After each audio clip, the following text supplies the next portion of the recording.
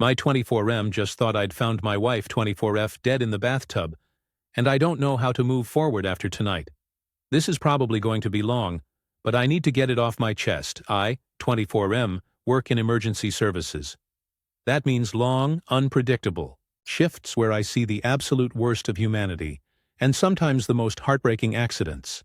I thought I was desensitized to panic. I thought I could handle anything. But nothing prepared me for the sight of what I walked into tonight. The party, my wife, Emily, 24F, had been invited to a store opening downtown by her friend group. Just a casual night. Champagne, music, freebies. Emily doesn't drink much. In fact, she's usually the one reminding her friends to hydrate. She texted me before my shift started, joking, "Don't worry, I'll be a responsible adult, promise." Her best friend Megan, 24F, was going, along with a few others from her college circle. Carly, 25F, Taylor, 23F, and Megan's boyfriend, Jason, 26M. I didn't think much of it. I kissed Emily goodbye, told her to have fun, and headed into another night shift. The text that changed everything around 11:30 p.m., I was wrapping up paperwork when my phone buzzed. It was Megan. Megan. "Hey, don't freak out. Emily's really drunk. Like the drunkest I've ever seen her. Jason's driving us home, though." I read it twice. My stomach dropped. Megan doesn't exaggerate. If she was saying, "the drunkest I've ever seen her," I knew it was bad. And I couldn't shake the fact that Jason, not exactly the most reliable guy, was suddenly in charge of getting my wife home safely. I had a terrible feeling, the kind of gut-deep dread I usually only get on calls when something is about to go very, very wrong. Coming home. My shift ended at midnight. I drove home faster than I should have, heart pounding the whole way. When I pulled into the driveway, I noticed something odd. The upstairs bathroom light was on. Every other light in the house was off. I walked inside. The house was silent. I called her name. Nothing. I went upstairs, and the second I opened the bathroom door, my world collapsed. The scene I'll never forget. Emily was in the bathtub. Naked, face down. The bath tray and her phone were sunk at the bottom. For a split second, I thought I was looking at my wife's dead body. I swear time stopped. My training, my composure, everything I thought I knew went out the window. I dropped to my knees, shaking her shoulders, shouting her name. Her head tilted just enough that her nose and mouth weren't submerged. That was the only reason she was still alive. She stirred groggy and incoherent and then, to my shock, started laughing. Laughing. I pulled her out, wrapped her in towels, got her to bed. She kept mumbling things like, "It's fine, I'm fine, don't be dramatic." Meanwhile, I was shaking so badly I could barely stand. The flood of emotions. Once she was asleep, I just sat there staring at her. I felt angry, furious that her friends let her get this far, furious that she'd done this to herself, furious that Jason dropped her off like this and thought that was okay. I felt grateful, because my wife was alive when by all rights she shouldn't have been. And I felt terrified, because for the first time in my life, I realized how fragile everything really is. One more inch of water, one more minute without me there, and my whole life would have shattered. The morning after. When she woke up, Emily was embarrassed. She remembered everything. Pouring too many glasses of Prosecco, skipping dinner, thinking she could handle it. She swore she wasn't spiked, wasn't assaulted, just careless. She cried when I told her what I walked in on. "I'm so sorry, I didn't think.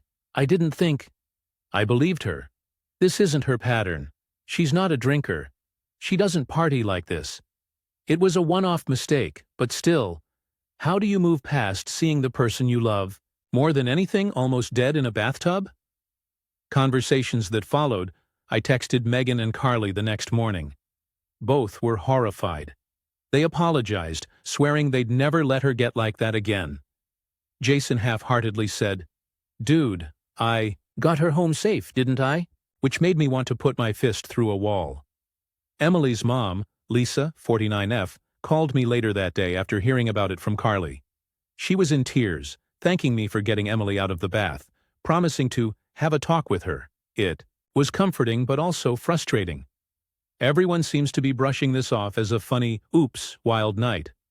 I can't. Not when I saw what I saw. Where I'm at now. It's been a couple of days, and I still feel on edge. I can't stop replaying the image of her face down in the water. I've seen dead bodies before. That's my job. But almost seeing her like that? That's a scar I'll carry forever. Emily has been apologetic. She's reassured me it won't happen again. She even suggested giving up drinking entirely, though I told her I don't want to control her life like that. I just don't know how to let go of the anger. Not at her, but at the situation. At how close I came to losing her. Final thoughts. I guess I'm writing this because I don't know how to process it. Do I chalk it up as a stupid mistake and move on? Do I sit her friends down and tell them this can never happen again? Do I accept that life is fragile and I can't bubble wrap the person I love? All I know is this. Last night I thought I'd lost my wife. And I don't know how to look at her the same way today, without feeling both overwhelming love and overwhelming fear. Update a few weeks later. Hey everyone, it's Michael again. I didn't think I'd be back here, but a lot has happened since I posted about finding Emily in the bathtub that night, and I feel like I owe an update. When I wrote the original post, I was running on adrenaline, anger, and fear. I got a lot of responses telling me to take a breath, have calm conversations, and not just unload my trauma on Emily. That advice actually helped more than I can say. The first few days. The morning after, Emily was still embarrassed and emotional. She apologized about 20 times, promised me it would never happen again, and said she didn't even want to see alcohol for a while. But if I'm being honest, I was cold at first. I wasn't yelling, but I was distant.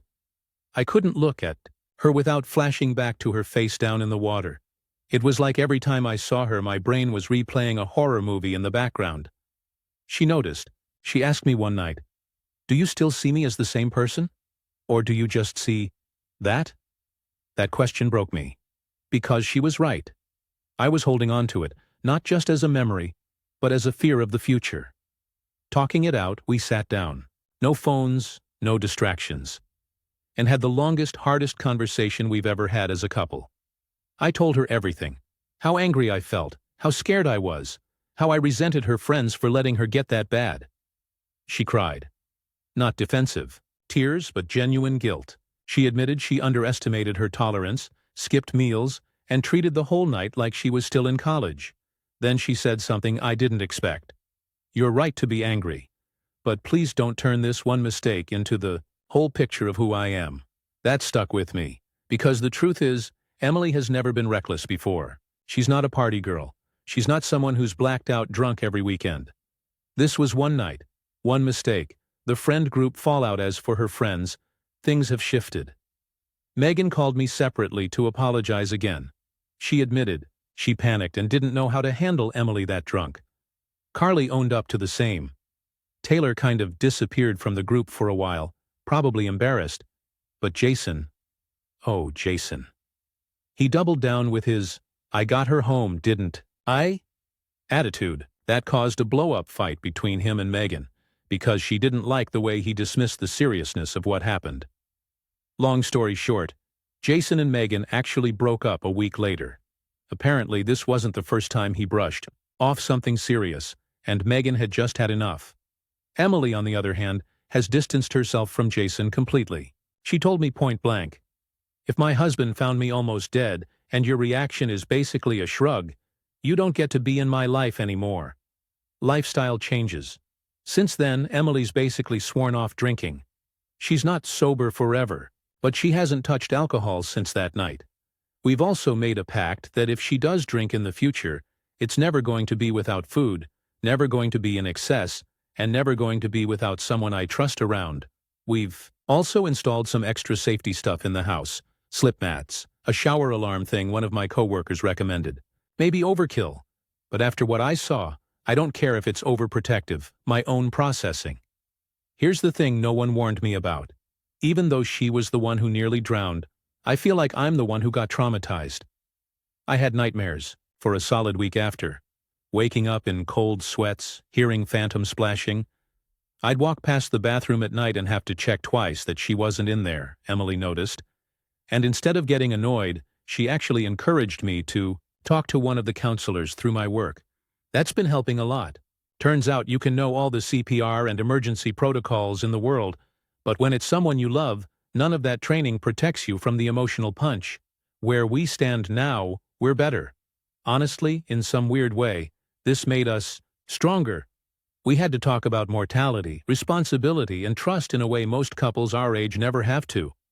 I don't see her as that night anymore. I see her as someone who made a mistake, learned from it, and scared the absolute hell out of me.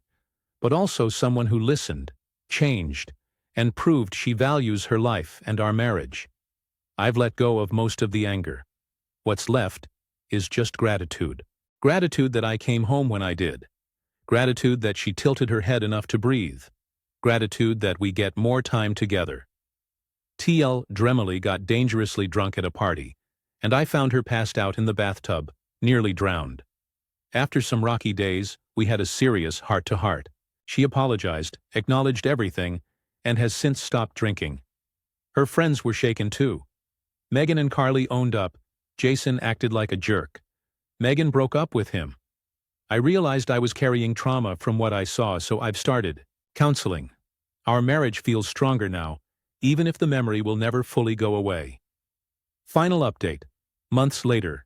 Hey everyone, it's Michael again. I wasn't sure if I'd ever come back with another update, but it's been about 6 months since everything went down, and I figured some of you might want to know how things turned out in the long run. Emily's growth. Emily hasn't touched alcohol since that night. Not once. She made the choice herself. No nagging from me, no ultimatums. She says it's not worth the risk, and honestly, I believe her. At first, her friends teased her a little. The classic, come on, just one glass routine. But after seeing how serious she was, they stopped. Now when we go out, she's perfectly happy sipping on sparkling water or mocktails, and no one gives her grief about it anymore. She's also started therapy on her own, not because she had a problem, but because she realized that night scared her just as much as it scared me.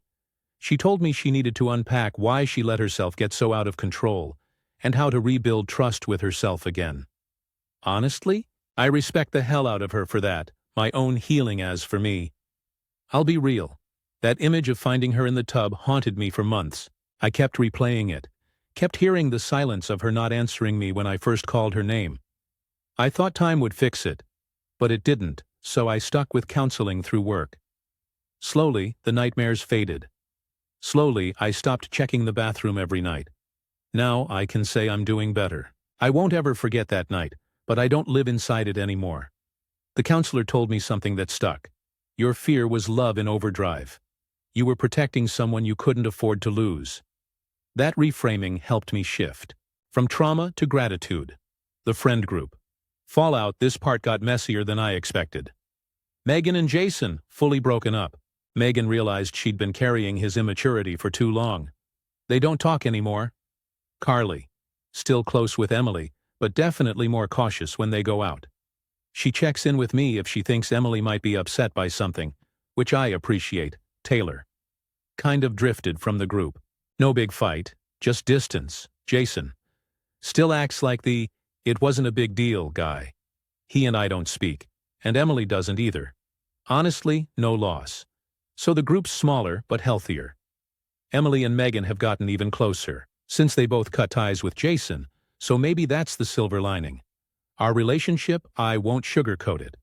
For a little while I wondered if this would break us. I was carrying so much anger, and she was carrying so much guilt. But we leaned into it instead of away from it. We had to relearn how to communicate. We had to accept each other's emotions without turning defensive. And somewhere along the way, it clicked. We weren't fighting each other. We were fighting for each other. Now, our marriage feels stronger than ever. I don't look at her and see the bathtub anymore. I look at her and see the woman who chose growth over denial, who listened when I said I was hurting, and who still makes me laugh after the scariest night of my life. Closing thoughts. If there's one thing I've taken away from all of this, it's that one bad night doesn't define a person, but how they respond afterward does. Emily proved to me that she values her life, our marriage, and our future enough to make real changes. And as for me, I learned that love isn't just the good moments. Sometimes love is dragging someone out of a tub at 2 a.m., scared out of your mind, and still choosing them the next morning. I'll never forget that night. But I'm glad it's just a story we can both tell now, instead of the end of ours. TL. DR. Final. 6 months later, Emily hasn't touched alcohol and started therapy to process that night. I went through counseling too and finally stopped reliving the trauma. The friend group shrunk. Megan and Jason broke up. Jason's out. Carly and Emily are still close. Taylor drifted. Our marriage is stronger than it's ever been because we face this head-on instead of sweeping it under the rug. That night was terrifying, but it taught us both a lot about responsibility, love, and second chances. Stories number 2. My husband laughed when I asked him to step up. So I asked for a divorce backstory. When Ryan and I first got together in our early 20s, he was charming. He had a job back then, nothing fancy, just retail. But he was fun, attentive, and we bonded over movies and road trips. He talked about wanting to go back to school, maybe get into IT. I believed in him. We got married when I was 26. Things seemed fine at first. Then slowly, he just stopped. Stopped working. Stopped trying. Every job he picked up, he'd quit after a few weeks. He said management was toxic, or the work was beneath him. After a while, he just didn't even bother applying anymore. Meanwhile, I got busier. Nursing school, then shifts at the hospital. When Emma came along, I figured maybe that would be the wake-up call he needed. But nope. He played video games while I worked overtime. I was the one who paid for daycare, groceries, bills, everything. It wasn't just money. It was the house, too. I'd come home after a 12-hour shift, and there'd be dishes piled in the sink, trash not taken out, laundry everywhere. And there he'd be, headset on, yelling at strangers online while Emma watched TV. The breaking point yesterday was the last straw. I'd been working a brutal week.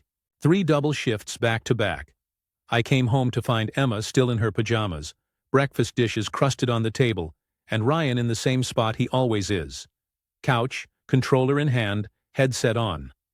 I asked him, as calmly as I could, "Can we talk?" He paused his game, small miracle, and sat down. I told him how exhausted I am, how I feel like I'm raising 2 kids instead of 1, how I need him to do something, get a job, help with the house, something. And you know what he did? He laughed, full-on laughed, like I'd just told him a bad joke. He said, "You're being dramatic, Sarah. You always blow things out of proportion." Something inside me snapped right then. I told him I wanted a divorce. His reaction at first, he thought I was bluffing. He smirked and said, "Yeah, okay, where are you gonna go?" But when I didn't back down, when I started listing all the things I've been carrying, he got mad, stormed off into the bedroom, slammed the door, and started calling his mom. Cue my phone blowing up all morning at work, with texts and calls from his mother, Linda. She called me a selfish, controlling narcissist. And her words, not mine. A lazy cunt who doesn't know how to take care of her family. Lazy. I'm the one working 60-hour weeks. I'm the one paying for daycare, so Emma is actually cared for during the day. I'm the one keeping a roof over our heads. But sure, I'm lazy. The emotional toll, I feel like I've been carrying this weight for years. I've begged, pleaded, set ultimatums. I've cried in the shower, broken down in my car before shifts. I've confided in my sister Jessica more times than I can count, and she's always said, "Sarah, he's dead weight. Cut him loose." I kept hoping he'd change, that maybe one day I'd come home and the dishes would be done, or he'd tell me he sent out a job application. But no, it's been years of empty promises. Now I feel weirdly free, like I finally said out loud what I've been thinking for so long. But I'm also terrified. Divorce isn't easy. I don't know what he's going to do, or how ugly Linda's going to make this. My sister's advice, Jessica came over last night when she heard what happened. She hugged me while I cried and told me, "You've been a single mom this whole time, Sarah. The only difference now is you're calling it what it is." And she's right. where I'm at now, so here I am. Ryan hasn't apologized, hasn't even acknowledged what I said beyond calling his mom to sick her on me. He's back, on the couch, controller in hand, acting like nothing's happened. But I'm done. I don't want Emma growing up thinking this is what a partnership looks like. I don't want her to believe a man can just coast while his partner drowns. I don't want her to think this is normal. So no, I don't think I'm wrong for wanting out. I think the only mistake I made was staying this long. TLDR, my husband, 34M, refuses to work, refuses to help at home, laughed when I asked him to step up. I, 32F, nurse, mom of a 3YO, finally told him I want a divorce. His mom is harassing me, calling me names, but I feel like I've been raising 2 kids, and I'm done. Update, my husband laughed when I asked him to step up. So I asked for a divorce. Hi everyone. Wow. I did not expect so many people to read my original post. I honestly thought it would get buried, but your messages and comments made me feel less insane. I read through as many as I could, and it gave me the courage to start taking action, instead of just sitting in limbo. A lot has happened since I last wrote. So buckle up, the immediate fallout. After I told Ryan I wanted a divorce, I went to work the next day and came back to find that he hadn't moved. Same couch, same controller, same game. It was surreal, like I had just dropped a bomb on our marriage and he was acting as if I'd said nothing. But then, Linda, his mom, showed up. She was standing in my driveway when I pulled in, arms crossed, waiting for me. The second I got out of my car, she started yelling, "How dare you threaten my son with divorce? Do you know how much pressure he's under? Do you know what this will do to Emma?" I told her I wasn't having this conversation in my driveway after a 14-hour shift, and she actually tried to block me from going inside. Jessica, my sister, happened to be on FaceTime with me at that exact moment and told me to hit record. So now I have Linda on video calling me every name in the book. The conversation with Ryan. That night, I sat Ryan down again. I told him point blank, "I'm serious. I want a divorce." He shrugged, like I had just asked what he wanted for dinner. He said, "You won't actually do it. You need me." I laughed in his face for the first time in years. I told him, "Ryan, I've been doing everything without you. The only thing I need is less dead weight in my life." He went pale. For the first time, I think it hit him that I wasn't bluffing. Talking to Emma, a lot of people asked about our daughter. Emma is only 3, so obviously I didn't go into detail. I just told her, "Mommy and Daddy are going to live in different houses, but we both love you very much." She nodded and went back to playing with her stuffed animals. "Kids are resilient. She's going to be okay." Getting my ducks in a row. Here's where I started making moves. I talked to a lawyer, recommended by a coworker. He said since I'm the breadwinner and have proof Ryan hasn't contributed financially or domestically, custody and finances will likely lean in my favor. I opened a new checking account in my name only. I called the daycare and confirmed I'm the sole payer on the account. I started keeping a log of every interaction. Texts, calls, recordings, all of it. Jessica has been my rock. She's offered to let me and Emma stay with her if things get ugly. Ryan's reaction. Now, once he realized I wasn't backing down, Ryan went into poor me mode. He started crying, saying he's depressed and that I'm kicking him while he's down. He swore he was going to start applying for jobs. Except, when I checked the browser history on the shared computer, nothing but gaming forums. Not a single job search. I asked him again yesterday, "Did you apply anywhere?" And he snapped, "You don't understand how hard it is." Then he stormed off like a teenager. I'm done chasing. If he wants to change, fine. But I'm not waiting around anymore. Linda, round 2. Linda has not slowed down. She called me at work again, screaming into the phone, saying I'm tearing the family apart.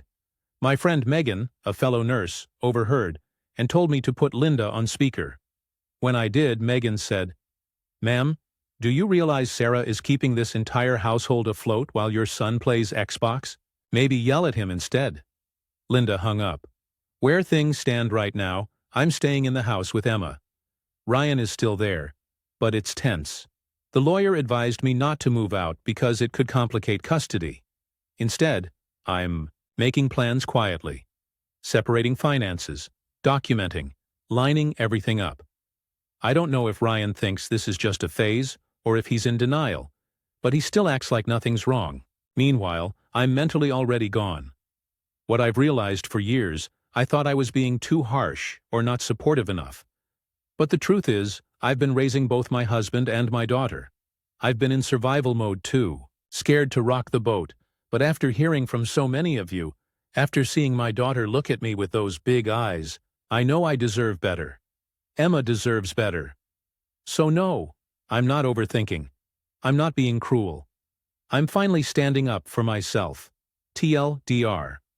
Update: Ryan's mom confronted me in my driveway. I lawyered up. Ryan is still in denial, but I'm moving forward with divorce and custody. Emma is okay. I'm okay. And for the first time in years, I actually feel like I can breathe. Final update: months later. I asked my husband for a divorce, and here's where life took me. Hey everyone, it's been a while since I last posted. A lot of you asked me to come back with a final update, so here it is. It's been about 7 months since I told Ryan I wanted a divorce. Honestly, it feels like a lifetime ago. I barely recognize the woman who wrote that first post, exhausted, angry and second-guessing herself. I'm in such a different place now, and I think some of you will be glad to hear how things turned out. The divorce process: I filed for divorce 2 weeks after my last update. Ryan didn't take me seriously until he was actually served the papers. He looked stunned, like I had betrayed him, as if years of me carrying the household while he sat on the couch had just evaporated from his memory. He begged at first. There were tears, promises. I'll change, I swear. But it was all words. Not once did he apply for a job. Not once did he offer to help with Emma. The lawyer told me to hold firm and not get sucked into emotional manipulation. So I did. By month 3, the tone changed. He stopped begging and started getting angry. The texts shifted from, "Please don't do this," to, "You're ruining our family," and "Emma will hate you when she's older." That was hard to stomach. But again, all bark, no actual effort to fix himself. Custody. This was my biggest fear, but it went smoother than expected. The judge saw the financial records, the proof that I've been the sole provider, and the daycare receipts in only my name. She also saw the logs of Ryan's lack of contribution and Linda's harassment. Yes, I submitted the video of her screaming in my driveway. The judge was not impressed.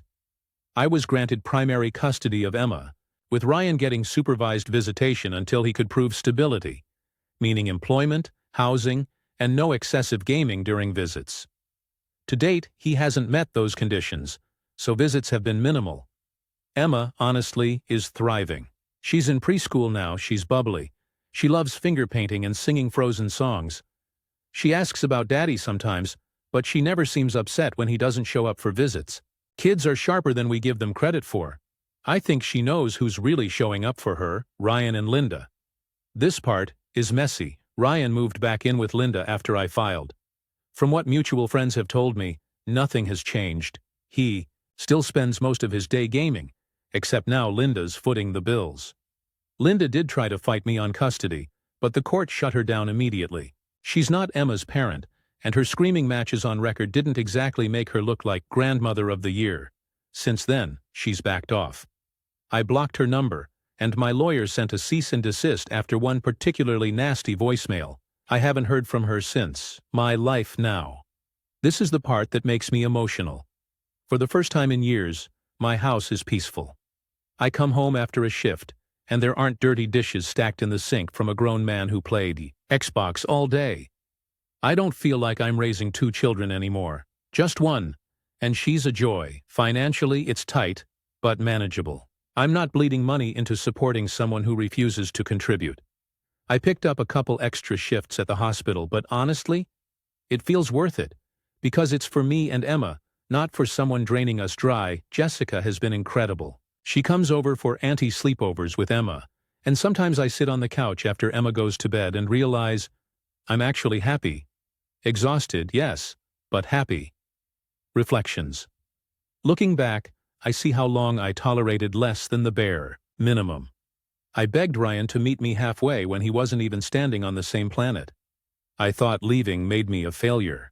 But now I know staying would have been the real failure. Failure to myself, and to the little girl watching everything I did. Emma deserves a mom who isn't crushed under resentment. She deserves to grow up in a home where she sees love, effort, and respect. And I deserve a partner who actually shows up. Final thoughts.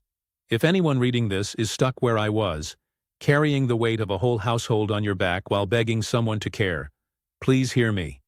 You are not crazy. You are not selfish. You are not overreacting. You are allowed to want an equal partner. I thought my world would collapse without Ryan. Instead, my world opened up. TLDR final update. 7 months later, the divorce is finalized. I have primary custody of Emma. Ryan is living with his mom. And still gaming, Linda backed off after legal action. And my home is peaceful. Life is hard but so much lighter. And for the first time in a long time, I feel free. Stories number 3. My hobby was ruined for me, and I miss it so much. I never thought I'd end up writing something like this, but here we are. Crocheting used to be my escape, my little safe place. Some people turn to painting, some to journaling, some to working out. For me, it was yarn, hooks, and hours of stitching away until something beautiful emerged from what looked like chaos. It was peaceful, repetitive, and for a while, it was one of the few things that kept my anxiety in check. I could sit for hours on my couch, blanket over my lap, some Netflix show playing in the background, and just let my mind quiet down while my hands worked. There's something therapeutic about watching a skein of yarn slowly transform into a scarf, a hat, a tiny stuffed animal. The act itself became a ritual. Winding the yarn, picking the perfect hook, choosing the colors. Every project carried a piece of my heart. The friend that changed everything. Last fall, my best friend, let's call him Ethan, and I went out for dinner. It was one of those chilly October nights in Ohio where the wind cuts through you, and you can already feel winter coming. We'd been friends for almost 2 years. We weren't dating, though a few people teased that we acted like a couple sometimes. But for me, it was always about the friendship. He was one of those people I could call at 2 a.m., and he'd pick up. That night, he admitted he was struggling. He'd recently had hours cut at his job, money was tight, and he casually mentioned how his apartment was freezing because he couldn't afford to keep the heat on. He laughed it off, saying he wore layers to bed, sometimes even his winter coat, but I could tell it wasn't funny for him. I drove home that night, my heart aching for him. Christmas was a couple of months away, and I'd been trying to figure out the perfect gift. That conversation sealed it. I was going to crochet him a blanket. Not just any blanket. One made in his favorite colors.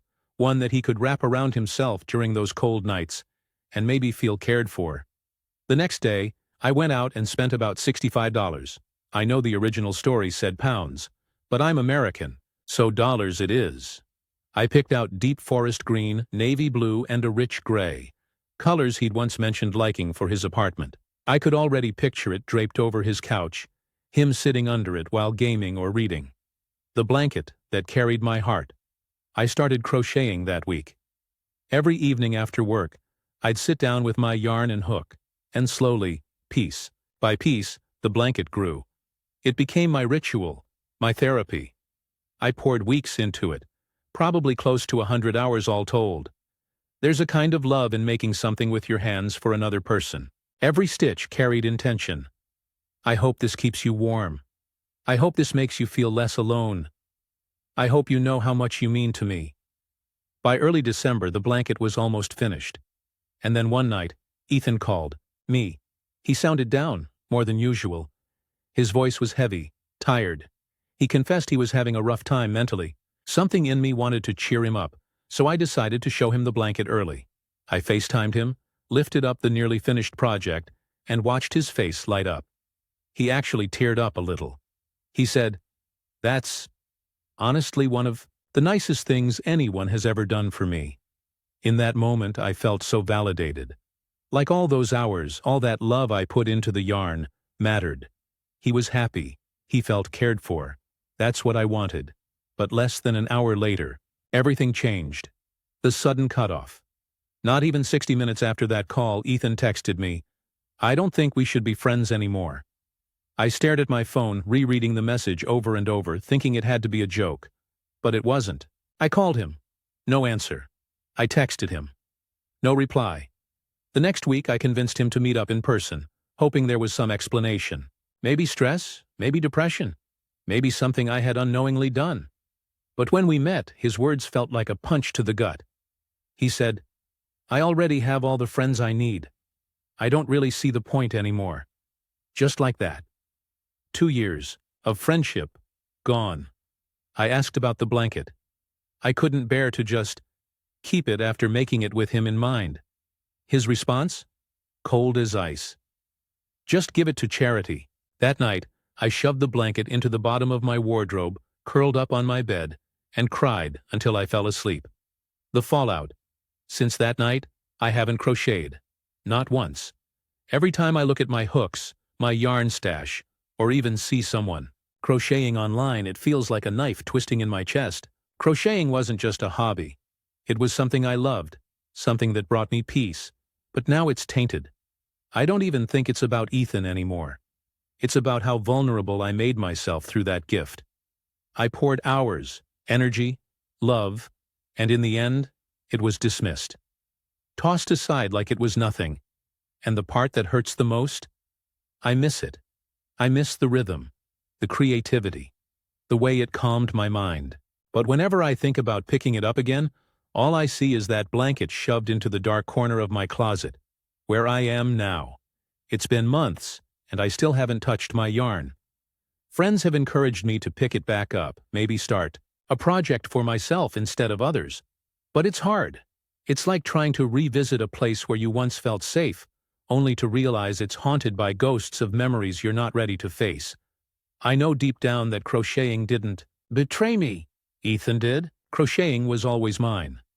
But my brain hasn't caught up to that yet. Maybe one day I'll sit back down, pick up a hook, and start again. Maybe I'll finish that blanket and finally donate it. Or maybe I'll make something for Emma, my niece, who always asks if Auntie will make me a hat someday, but for now it still hurts too much. Reflection.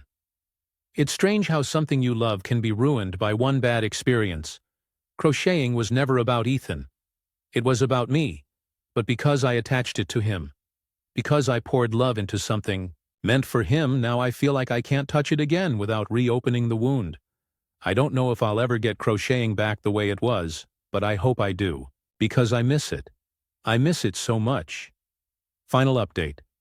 Months later, it's Sarah.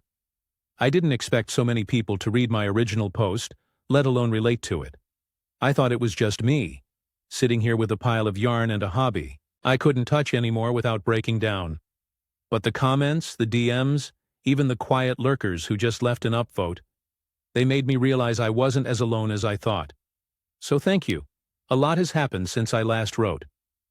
Enough that I think it's worth giving a proper update. Picking up the pieces. For the first couple of months after Ethan and I stopped talking, I was honestly numb. I didn't crochet. I didn't even want to. The blanket stayed shoved in the bottom of my wardrobe like a ghost I didn't want to acknowledge. But time has a way of forcing things to the surface. One night in February, I was reorganizing my closet and stumbled on that blanket again.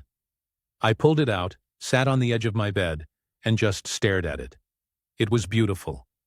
The stitches were even, the colors blended perfectly, and it was almost done. I remember thinking, this is too good to rot away in a dark corner. I didn't have the courage to finish it that night, but I folded it neatly and set it on my desk. For the first time, instead of feeling only sadness when I looked at it, I felt a spark of pride. Therapy and realizations. Around March, I finally did something I'd been avoiding. I started therapy again. My therapist, Dr. Parker, asked me why crocheting had become so painful for me. I explained that it wasn't just about the hobby. It was about what I had tied to it. She said something that stuck with me. The blanket doesn't belong to Ethan. The blanket belongs to you. So does the hobby. You get to decide if it lives or dies. Not him. That hit me like a ton of bricks. For months, I had let one person's rejection dictate my relationship with something I loved. I had let Ethan, someone no longer even In my life, hold power over my joy. It was a turning point. The first stitch. Again in April, on a rainy Saturday, I finally picked up my crochet hook again. Not the blanket. That still felt too heavy. But a small project. A simple granny square. My hands were clumsy at first, like they had forgotten the rhythm. But after a few rows, it started to come back. I felt my shoulders drop, my breathing slow, the familiar calm creeping in. I cried halfway through. Not because of Ethan this time, but because I realized how much I had missed this feeling. That one granny square turned into a set, then a scarf, then a beanie for my niece Emma, who squealed when she put it on and proudly wore it to school. The blanket's fate. You're probably wondering what happened to Ethan's blanket. By May, I decided it was time to finish it. Not for him, not for charity, but for me. I added the last few rows, tied off the yarn, and wove in the ends. I wrapped it around myself that night while watching a movie, and for the first time, it didn't feel like Ethan's blanket. It felt like mine. A reminder that I am capable of creating something beautiful, even when my heart has been broken. Later, when my sister Jessica came over, she noticed it draped on my couch and said, "That looks like it came from a store. You should sell these." I laughed, but deep down it made me think. Moving forward. This summer, I took a leap. I opened a small Etsy shop. Nothing big, just hats, scarves, little plushies. To my surprise, people actually bought them. Each sale felt like reclaiming a little piece of myself. I'm not saying crocheting is back to being 100% easy. There are still days where I hesitate, where memories creep in. But it no longer feels like a wound. It feels like a scar.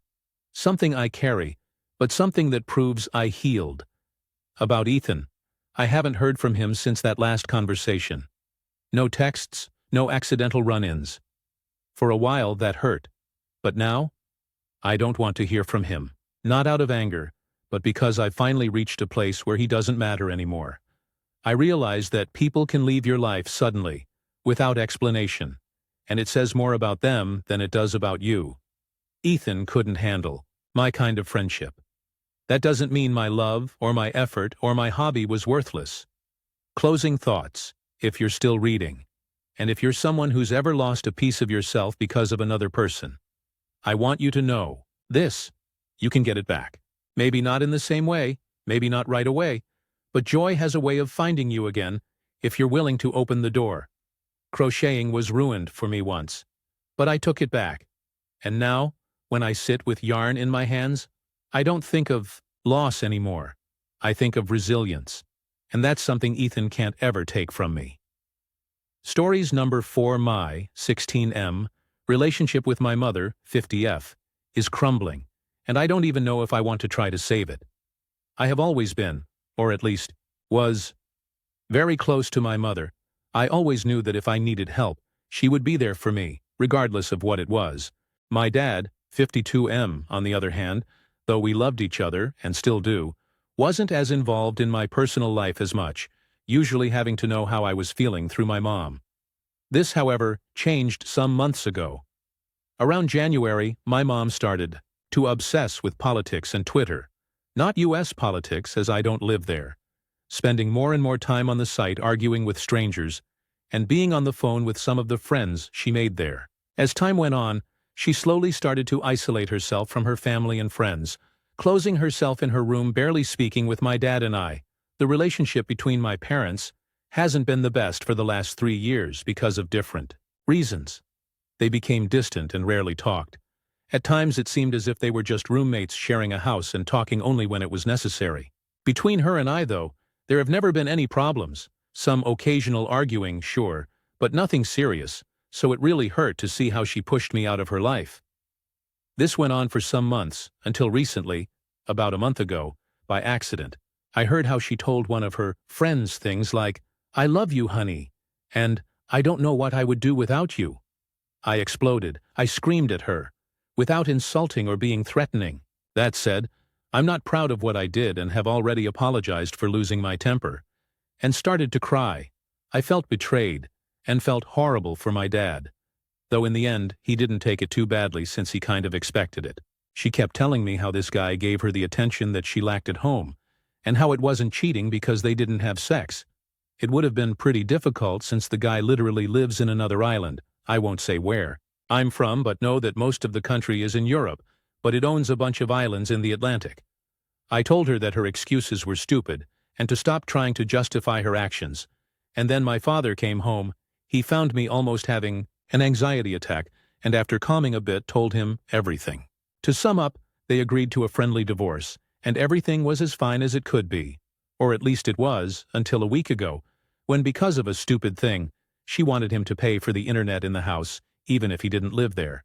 My mother started to scream at my dad, telling him that she was fed up, that he always did the same, and that he was manipulating me to hate her, when in fact it was quite the opposite. She said some really awful things, threatened to falsely accuse him of domestic abuse, go to court to get my full custody, and even pushed me because I was supposedly about to hit her, even though I would never dare to even think to hurt her. After a lot of screaming, I had a full-on anxiety attack. I started wailing while she just kept telling me, "Look what your father is doing to you. If he just paid, none of this would have even happened. And if you love him so much, leave with him, but in the end you will understand that I'm right." Needless to say, I was a mess. I had never seen her act in such a way, and it hurt me a lot. We called my grandma and she asked me to give her a hug before going to sleep, even if what she said was that bad. And so I did, not because I wanted to forgive her, but because my grandma would calm a bit. But to add insult to injury, before even apologizing, which she didn't do at that moment, one of the first things she said was that I should stop insulting the guy she found on Twitter because he respects me and my father a lot, to which I said whatever. But again, it hurt that, even after all the things that happened that day, the first thing she could think of was that I insulted her boyfriend, to whom I think owe no respect. Someone trying to date a married person, because he knew she was married, doesn't deserve to be treated with respect, if you ask me. And here I am, a week after this incident and still a mess. She has apologized for most of what she said, and has started to be really affectionate, giving me hugs and trying to talk to me more often, but I just can't see her in the same way as before, and she isn't even trying to change her behavior that much. She still spends way too much time on Twitter. And I don't know what to do. I don't think I want to cut her off, but every time I see her I get in a bad mood and just want to go outside, to take a walk or meet up with my friends so that I can relax and think about other stuff. So what should I do? My dad and the rest of my family are encouraging me to value her efforts to recover our old relationship. But I don't know if I will be able to, or at least if I even want to leave this behind. TLDR. My mom said and did some really hurtful things, and I don't know whether to forgive her or not. Relevant comments. Commenter 1. If it were me, I'd try to live with your dad. Even if you're not as close, I'd say he comes off fairly well in this story. Reply, I didn't make it clear in the post, but now my dad and I are really close. When I began to feel sidelined, he was there to help me, and I value that a lot. Commenter 2. Be careful with how she tries to rebuild the relationship. She's obviously very manipulative and willing to lie to hurt others when she doesn't get her way. She may be blanketing you in affection to try and make you feel guilty and come to her side and poison you towards your dad. If her affection is like this, it will be gone the next time you stand up for yourself or your dad. When that happens, remember that family is about helping when it's hard, not giving love when it's easy. Typically, the parent who deals with the divorce more responsibly and amicably is going to be the parent that you should look to for guidance, and that does not seem to be her. Reply, I wouldn't say manipulate, but she's trying to play the let's leave everything behind card, which I'm not buying. OP responds to a comment about guilt tripping. Reply, thank you for the advice, and I'm sorry to hear what you went through. My mom is kinda doing the same in some aspects. She has tried to guilt trip me, telling me how she had to leave her job and her friends to take care of me. I was a very sickly child and had to go regularly to the hospital because of it. But it makes no sense because it hasn't been like that for the last 8 years. And has also talked shit about my dad and his, well, it's mine too, family, who she hates, while also saying how she loves him, but just not in a romantic way. Commenter 3. You don't have to save this. As much as it sucks, our parents are just people. They are stupid and make mistakes and have crazy thoughts and make bad decisions. They are absolutely no different than any of our friends. At 16, you are very nearly as mature as many parents. No matter what their age, you have values and knowledge of right and wrong. So yes, you can absolutely choose to judge what your parents do, and you can absolutely choose to not forgive them at any time. Before you choose to do this, try to look at your mother and your parents as an outsider, not as their child. Your mother has had an emotional affair, and some people see that as cheating, and some just see it as a horrible warning. Your parents have decided to divorce for this. You cannot fix it or go back. You will have to decide how to go forward, but their relationship is their problem, just as it would be for your friends. You are going to have to get through this, and somehow live with it. At 16, you still have to have parents. Try not to take this on as your problem. Look at her as a troubled person that has made bad decisions. You don't have to like those decisions or forgive them, but you cannot let them affect your every moment. Reply, I have learned that the hard way. Since the moment I discovered that things between them were going south, I tried to act as a mediator between the two, which only hurt me in the long run because, I was like 13 at the time, and a kid shouldn't have to worry about these things. But still I chose to, despite my dad telling me not to. OP responds to a longer comment about boundaries when it comes to his parents' relationship. Reply, it was usually my mother who told me what was going on. My dad tried to not get me involved, usually telling me to not worry, that this is not something I should be worrying about at this age, and asking my mom to stop telling me about this kind of things, that they are adults and I was a kid. So it was them who should figure things out. I won't lie though, and whenever the chance presented itself, I would snoop around and try to hear what they were saying, even if it was none of my business. Now I understand that it was wrong, but at the time I just couldn't stop myself from doing it. And I hope that my dad isn't crazy. From what I've seen, it doesn't seem likely. He always acts calmly and in an objective, responsible way. But you never know. Update. My 16 May relationship with my mother, 50F, is crumbling, and I don't even know if I want to try to save it. For starters, I ended up moving out permanently from my mother's house not long after I posted. We had a couple big arguments about her behavior, in which she kept insisting that she had done nothing wrong and I should not be upset at her. I tried using some of the recommendations I got from people here, some of which were questionable, to say the least, such as setting some clear boundaries with her, but nothing really worked. The straw that broke the camel's back, though, was when she told me that my uncle's, her brother's, cancer had come back only as a way to hurt me, since she didn't mention it before, to avoid causing me even more stress. She kept that information in her back pocket until I pissed her off enough to want to hurt me. So yeah, really nice of her. As I mentioned before, I moved out, and I ended up living with my dad and my grandma a couple towns over. By then I was getting close to turning 18, so there wasn't much she could do to stop me, and to her credit, she didn't. After that last incident, I pretty much cut her off, and it has stayed that way up until now with a couple exceptions.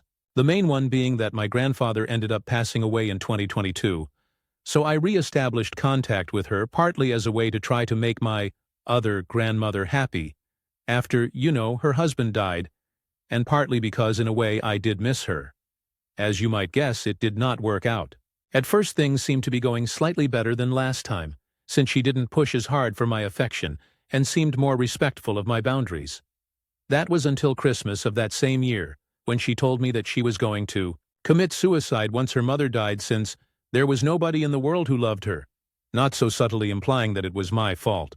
That obviously shook me, but more than that, it made me angry. I realized that it was most likely a bluff to guilt me into forgiving her for everything, and that even if it wasn't, it was not a burden I should have to carry on my back, so I cut her off again, this time for good. Other than that, and for me personally, these years have been a bit of a roller coaster, with quite a few highs and lows. I finished high school, got into college, gained 40 kilo, lost 25 of them, got really depressed, slowly crawled out of it, made some new friends, lost some old ones. Right now, though, I'd say that I'm better than ever. I turned 22 a few months ago, and for the first time in a while I look forward to the future. I just graduated from college. I'm officially a historian now. I already got into the masters I want to do. I have a pretty chill job, and next year I'm planning on staying for a few months in Belgium thanks to a EU program. Things are not perfect, of course, but I have a strong support system which has helped me not completely fall apart these last few years. My dad in particular has been my rock all this time, and our bond is stronger than ever. Even though him and I are very different, and he didn't always know how to help me, he really gave it his all, and I couldn't be more thankful. So yeah, these almost 6 years have not been easy, but I feel like I have come out on the other side happier and stronger. Thanks again to the people who gave advice last time, and have a good one, TLDR. I ended up cutting contact with her and I'm doing well. Relevant comment commenter. 1. I'm glad to hear you're doing relatively well, and congratulations on the college graduation and master's admission. You may want to check out AR Raised by Narcissists for more support. Even if your mother isn't diagnosed narcissist, we help people with lots of situations of self-centered parents who don't support or even undermine their children, whether minors or adult children. Reply, thank you. And I have already lurked there from time to time, but I always felt that my experience was somewhat different from what people usually post there.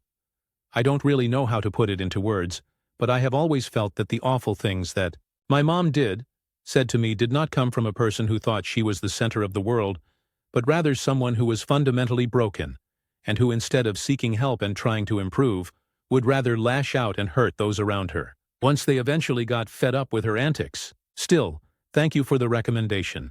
I think it's great that support groups like this one exist. Stories number 5. My $65 cake was destroyed by a stranger's child, and now her mother is suing me. Hi Reddit. Buckle up, because this is one of those you can't make this stuff up stories that somehow got worse instead of better. This all went down in June, and it's still ongoing. I live in a mid-sized town in Ohio where everyone kind of knows everyone, or at least knows someone. Who knows you? The sort of place where if you sneeze in public, 3 people from church already know about it by dinner. The cake. So, for context, it was my friend Laura's birthday, and I had gone all out. Laura and I have been best friends since high school, and she's the kind of person who never asks for much but does everything for everyone else. She had been having a rough year, so I wanted to surprise her with something nice. I ordered a custom chocolate cake from a local bakery. Double fudge, ganache drizzle, and little sugar flowers on top. The kind of cake that makes you gain 5 pounds just by looking at it. It wasn't cheap either, $65, which is more than I'd normally spend, but worth it for her. When I picked it up, the baker, Mrs. Green, handed me the box like it was a newborn baby. She even said, "Careful now, it's delicate." I held that cake like it was made of glass. The accident, I was heading back to my car, cake box in both hands, walking across the crosswalk about half a block from a church. A wedding was clearly about to start there. Cars lined up, people in fancy clothes, flower petals scattered on the steps. That's when I noticed a woman and her 2 kids coming down the church steps. The woman, later I learned her name was Angela Roberts, was fussing at her little girl who was maybe 4 or 5 years old. The girl, Madison, was in this frilly white dress that looked like a mini flower girl outfit. Angela kept telling her, "Stop jumping, Maddie, hold still." But Maddie wasn't listening. She was hopping around, spinning in circles, laughing, not paying attention to where she was going. Meanwhile, her older brother Tyler, maybe 10 or 11, just looked embarrassed and was tugging at his tie. I glanced once, saw they were on the church lawn, and didn't think much of it. I mean, kids are kids, right? I was halfway across the crosswalk when it happened. Madison suddenly bolted off the grass, running backward while looking at her brother, not watching where she was going. She slammed right into me with the force of a mini linebacker. I tried to hold on, but the cake box flew out of my hands, hit the ground and, well, it exploded. Chocolate everywhere, pavement, my jeans, and worst of all over Madison's pristine white dress. She froze for about half a second before screaming like the world had ended. The meltdown Angela came sprinting over, already yelling before she reached us. "What did you do?" she screamed in my face. "You ruined her dress." I was stunned. "Ma'am, your daughter ran into me." "You don't throw things at a child," she shrieked. "Are you insane?" People nearby stopped to stare. 2 women behind me. I didn't know them at the time, but later they became important witnesses. Spoke up and said, "We saw it. The girl ran into her." But Angela wasn't having it. She turned on me again. "You owe me money for this dress. Cash, right now. She has to be in that wedding in 10 minutes. I looked down at the cake carnage, then at her daughter covered in frosting. I honestly felt bad for the little girl. She looked devastated. But I wasn't about to hand over hundreds of dollars because a child wasn't being watched properly. "I'm sorry," I said as calmly as I could. "But it was an accident. She ran into me. I'm not paying for the dress." That's when Angela completely lost it. She started swearing at me in the middle of the street, loud enough that people from the church turned their heads. "You're trash. You ruined everything. You're paying for this if I have to drag you to court." Her daughter was sobbing. Her son was trying to disappear into the pavement, and Angela was inches from my face, spitting mad. Someone must have called the police, because within minutes, 2 officers showed up. The police involvement. The officers, Officer Daniels and Officer Carter, tried to separate us and get statements. Angela immediately started crying and said, "She threw a cake at my baby." I couldn't even believe what I was hearing.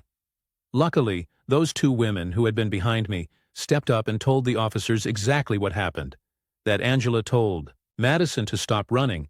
Madison ignored her, ran into me, and knocked the cake out of my hands. Angela kept screaming that I needed to be arrested, that I ruined the wedding, that I assaulted her daughter. One of the officers finally said, "Ma'am, if you don't calm down, you're going to be arrested for disorderly conduct." That shut her up real quick. A couple of her relatives came out from the church and pulled her back inside, apologizing on her behalf. I thought that was the end of it. The lawsuit fast forward 2 weeks. I get a knock at my door. It's a process server. Angela is suing me. She's claiming $3,000 for a new designer dress, assault, and emotional distress. I just about laughed myself sick reading the papers. Assault? From dropping a cake? Emotional distress? From her child running into me, the kicker? Someone had filmed the entire incident from the church lawn. I got a copy sent to me through a mutual acquaintance. You can literally see Madison running full speed into me, the cake flying, and Angela screaming like a banshee. So yeah, I'm being sued. Should I countersue? Here's where I need judgment. Small claims court in my county is pretty straightforward. Filing costs $100. I technically can countersue for the cost of the cake, and maybe my filing fee. Realistically, I'd get back maybe $165. Part of me doesn't even care about the money. I have the video. I have witnesses. I'm almost certain the judge will laugh Angela out of the courtroom. But another part of me thinks, why should I eat the cost of the cake when her kid caused the accident because she wasn't paying attention? Should I countersue for the $65 cake plus the filing fee just to make a point? Clarifications because I know Reddit loves details. Yes, the cake was in a closed box, but it was soft, heavily iced, and when it hit the pavement the lid popped open and it splattered. No, I don't blame the little girl. She's just a kid. I blame her mom for screaming at me and trying to extort me. No, I couldn't have avoided it. Madison was on the grass until the very last second. There's no way I could have predicted she'd run full speed into me. Yes, I know how Angela got my info. Small town, video spread. Someone recognized me. Once she had my name, it wasn't hard. No, I don't need a lawyer for small claims. Just paperwork, a fee, and showing up with witnesses and video evidence. My feelings. Now honestly, I'm just stunned at how far Angela is taking this. A normal person would have apologized, cleaned up their kid, and maybe laughed it off later. Instead, she's dragged this into court, smeared my name around town, and made me out to be some kind of monster who attacks children with baked goods. I've had random acquaintances ask me if I really threw cake at a little girl. I've had to explain the story more times than I can count. At this point, it's not even about the cake. It's about standing up for myself. So Reddit, what do you think? Should I countersue just to drive home the point that I'm not the villain here? Or should I just show up with my video and witnesses, let the judge tear her claims apart and walk away? Final update. The cake lawsuit is settled. Hi again, Reddit. I promised an update on the ridiculous cake incident with Angela Roberts, and here it is. Spoiler, it finally ended, and I'm still processing how insane the whole thing was. Leading up to court after getting served, I spent a few weeks gathering everything. I had the video of Madison running into me and the cake flying everywhere. Statements from two witnesses, Kelly Johnson and Rachel Myers, who had seen everything from start to finish. Photos of the cake aftermath, my chocolate-covered jeans, and Madison's dress. Text messages from Angela's family where they admitted she was out of control. I saved those just in case. Honestly, even with all of this, I was nervous. Small claims court is straightforward, but the thought of Angela standing in front of the judge yelling at me again made my stomach turn. The court day I got there early. The courtroom was small. Maybe 20 chairs for spectators, a few more for lawyers and parties. I recognized Angela immediately, already in full drama mode, glaring at me, whispering to Madison, who sat silently looking guilty, and typing away on her phone. I had no lawyer. Small claims in my county doesn't require one.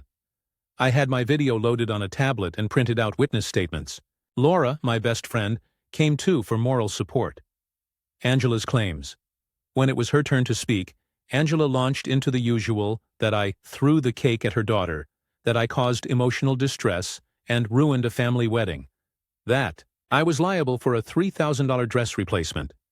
The judge, a calm woman named Judge Harmon, listened patiently but didn't seem impressed. My turn. I showed the video first. The courtroom fell silent as you could clearly see Madison running into me, cake flying everywhere, and Angela screaming at me immediately afterward. I explained everything step by step. Your Honor, as you can see, I was crossing a crosswalk, cake in hand. The little girl ran into me, causing the cake to fall. I did not throw it, nor did I intend to harm anyone. I do not blame the child. I do not feel responsible for the dress. I simply want justice for what happened. I then had Kelly and Rachel testify. They were amazing, very calm and clear. They saw Madison running, and that Angela had warned her to stop, but she didn't listen. The judge's ruling, Judge Harmon, asked Angela a few questions about what happened and why she thought I should pay for the dress. Angela got defensive, repeated her story about emotional distress, and then accused me of being a terrible person. The judge sighed audibly and said, "After reviewing the video and hearing witness testimony, it is clear this was an accident caused by a child who was not being properly supervised. Ms. Miller is not liable for the cost of the dress. Case dismissed. Ms. Roberts, please leave the courtroom quietly. Mic drop. Countersue?" I considered countersuing for the $65 cake plus the $100 filing fee. I didn't. Mostly because the court had vindicated me, and I didn't want to waste more energy or escalate things further. Some friends told me it would have been satisfying, but honestly, the emotional relief of not paying her was enough. Angela stormed out muttering, and I swear Madison was giving me a guilty little glance. Tyler just avoided eye contact the whole time. Reflections. Madison. She's a sweet kid. I don't blame her. Kids run into things. Angela. I've blocked her on social media and she's now basically persona non grata in my life. Laura. Best friend ever. Helped me keep my composure in court, and afterward helped me eat a celebratory slice of cake, from a new one I made for myself. Honestly, this could have ruined me. $65 cake, public humiliation, the stress of being sued for something I didn't do. But it also reminded me how important documentation, video, and witnesses are. If you ever get into a situation like this, don't panic. Gather proof, stay calm, and let the facts speak for themselves. I also learned, some people will escalate, for attention or out of pride, and there's nothing you can do to reason with that. You just have to protect yourself. TLDR picked up a $65 cake. A stranger's daughter ran into me, destroying it. Mother tried to sue me for $3,000 plus assault and emotional distress. Video evidence and witnesses proved it was an accident. Judge dismissed the case. Didn't countersue. Just grateful the insanity is over. Stories number 6. My fiancé wants to name our daughter after his late girlfriend. And I feel so conflicted. I read it. I'm using a throwaway for this because my fiancé knows my main, and I don't really want this tied back to me right now, so here's the situation. I, 23F, let's call me Emily, am 7 months pregnant with my fiancé, 27M. Let's call him Daniel. We've been together for 4 years. We met in college when I was 19, and he was 23. This pregnancy was planned, and we're both excited to welcome our daughter this October. Here's where things get complicated. Before me, Daniel had a high school sweetheart. Her name was Isla Samar, unique, and not from either of our cultures. She and Daniel dated all through high school and into his first couple of years of college. Sadly, she passed away from breast cancer when they were both 20. I never met her, but I know she meant the world to him. In the early stages of our relationship, he mentioned her often.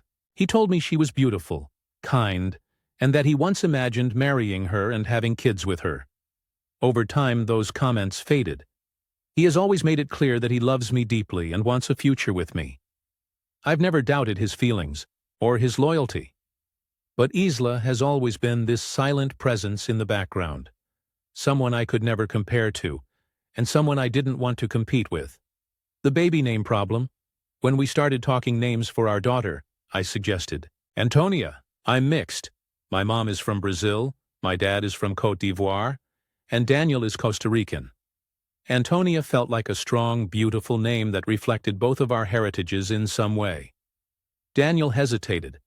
Then he suggested naming our daughter after Isla, not as a middle name, not as part of a hyphenated name. He wanted it to be her first name. I froze. It felt like a punch to the stomach. This is our first baby together. A baby we dreamed up, planned, and are eagerly waiting for. And his first instinct was to name her after his late girlfriend? I tried to compromise. I told him I'd be open to Isla being a middle name. I'd even consider a variation or nickname inspired by her. But he flat out said he wanted her full first name. The name is very unique, not something that could be softened with a nickname, and honestly not part of our cultures either. It would be obvious it's a tribute, and every time I said my daughter's name, I'd feel like I was talking about a ghost. I reminded him that naming kids after lost loved ones is meaningful, but this is our first child. I want her identity, to be her own, not a shadow of someone else's life. He didn't blow up or get cruel about it. He just looked sad. He said it would be a good gesture, and that it would keep Isla's memory alive. I told him I needed time to think, but inside I already knew my answer. No. The awkward twist. Here's where it gets messy. I made the mistake of posting about this here under the username throwray_Mally_Raw because I love the producer Mally Raw. Somehow my post blew up and got over 200K views. Guess who had it recommended to him? Yep. Daniel. He read it. He connected the dots immediately. He knew it was me. I panicked. I thought he'd be furious, but instead he was calm. He admitted that he only asked because he thought it would be a sweet tribute, not because he wanted to replace me or make me feel less important. We sat down and talked for a long time. He said he hadn't realized how much it hurt me, and he apologized. He also agreed that therapy and premarital counseling might help us both work through these complicated feelings. And the good news? He agreed that our daughter will be named Antonia, not Isla Samar, not a compromise version. Just Antonia. How I'm feeling now, I should feel relieved, and part of me does. But another part of me can't shake this discomfort. Being pregnant makes me extra emotional, but seeing how much the original post blew up and reading strangers' takes on my relationship was rough.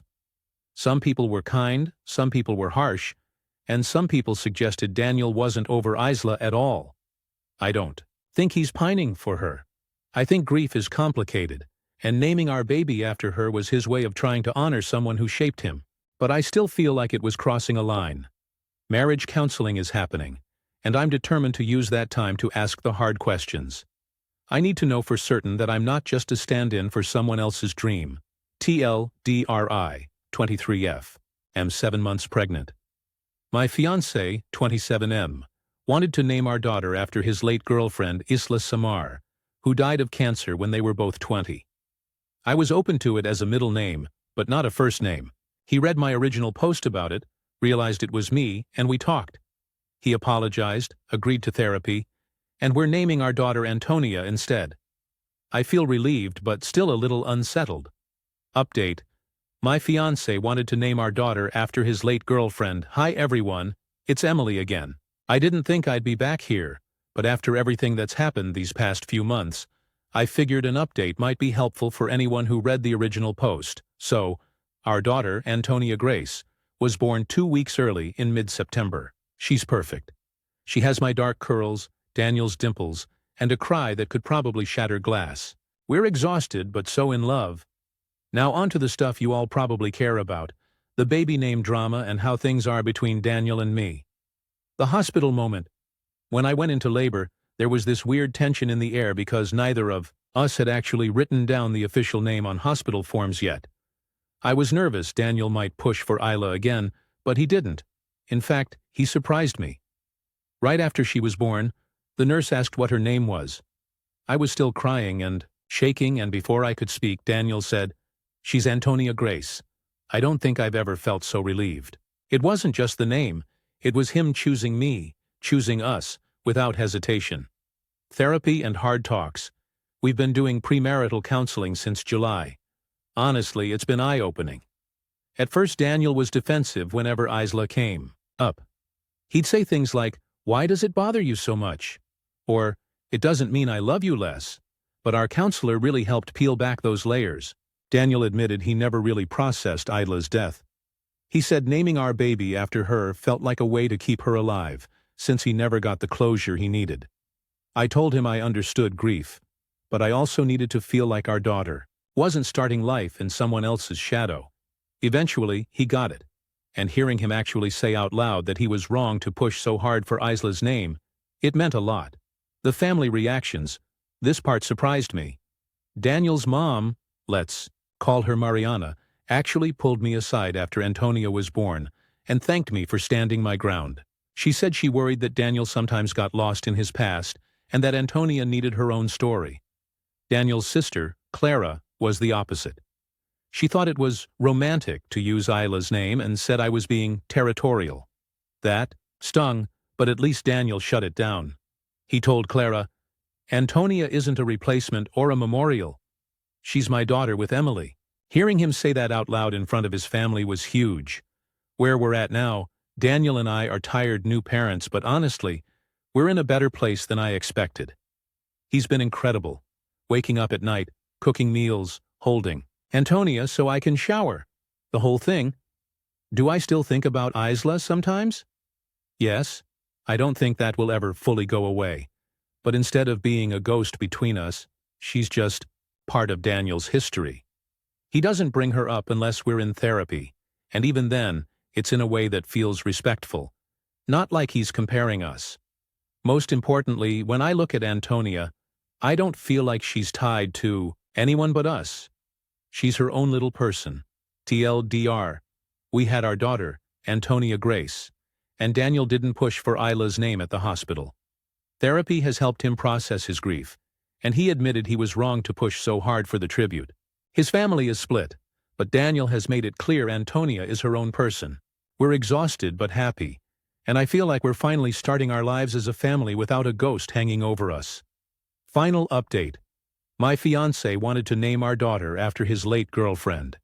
Hey everyone, it's Emily again. This will be my last update. It's been a full year since Antonia was born, and wow, what a year. She just turned 1 last week, and Daniel and I threw her a little birthday party in our backyard. Nothing fancy, just family, a few close friends, and way too much cake smashed into her hair. Looking back, I honestly can't believe how far we've come from the baby name fight that had me spiraling during pregnancy. Therapy works, if you actually do the work. Daniel and I stuck with counseling. At first, I thought it would just be about the Isla situation, but it turned into so much more. We've unpacked how Daniel tends to avoid uncomfortable feelings, how I sometimes bottle things up until I explode, and how we want to model healthy communication for Antonia. The name drama was really just the tip of the iceberg. What was underneath was Daniel's unprocessed grief and my fear of being second best. Facing that together instead of pretending it didn't exist has made our relationship stronger than it's ever been. The Isla conversations. I know some of you wondered if I'd always feel like I was competing with Isla. The truth? Not anymore. Daniel still talks about her sometimes, but it's different now. It's not wistful or longing, it's respectful. He told me once, I loved her, and I lost her. But I also love you, and you're here. Those two truths don't cancel each other out. That stuck with me. I don't feel overshadowed anymore. I don't feel like Antonia is carrying someone else's name or legacy. She's just Antonia, our daughter, and that's enough. The family. Dynamic Daniel's mom, Mariana, has been amazing. She's basically adopted me as her own daughter and spoils Antonia rotten. His sister, Clara? She's still a little frosty sometimes. She made a comment at the birthday party about how Isla would have loved Antonia, which made me tense up, but Daniel handled it perfectly. He just nodded politely and then changed the subject. That moment told me everything I needed to know. He's not living in the past anymore. Life as parents, parenthood is hard. I'm not going to sugarcoat it. There are nights we're both zombies, mornings where the coffee pot feels like our lifeline, and days where we disagree about discipline or schedules. But Daniel has shown up for me and for Antonia in ways that matter. He gets up in the middle of the night without me asking. He takes her to doctor's appointments when I can't. He sings to her, badly, but she loves it. Watching him be a dad has made me fall in love with him all over again. Where I stand now, a year ago I was scared. I thought maybe I was starting my family with someone who still had one foot in the past. Now, I feel secure. I feel chosen. We're planning to get married next spring. Antonia will walk down the aisle as our flower girl, or wobble. She's not exactly steady yet. And no, Isla won't be part of the vows, or the theme, or anything like that. She was Daniel's past, but I'm his present and future. TLDR.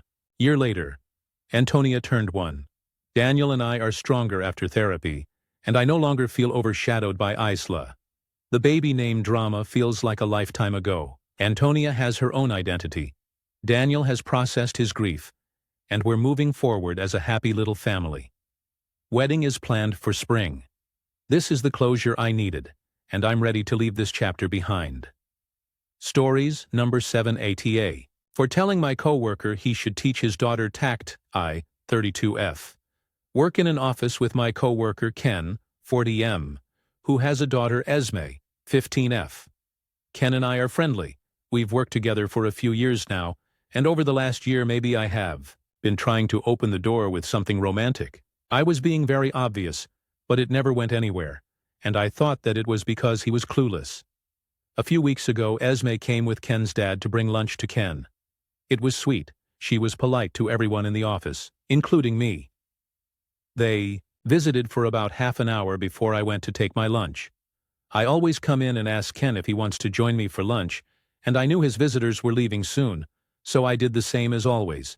He said no, which is no big deal, sometimes. He says no, sometimes he says yes. I asked if he was sure, and he said he was, and I asked, "Are you sure you're sure?" sort of teasingly. His daughter speaks up and said, "He said he's sure," and things got a little awkward. No one said anything but Ken, and his dad looked shocked. I said I was just asking, and she told me to take a hint, and then Ken finally told her to stop. She said, quote, "It's not my fault she doesn't understand at her big age." I ended up crying, we didn't talk for a while, and I steered clear. Last week I finally talked to him about it. He apologized, and we talked a little more openly about stuff. Ken hadn't dated since his divorce 11 years ago, and he didn't plan to.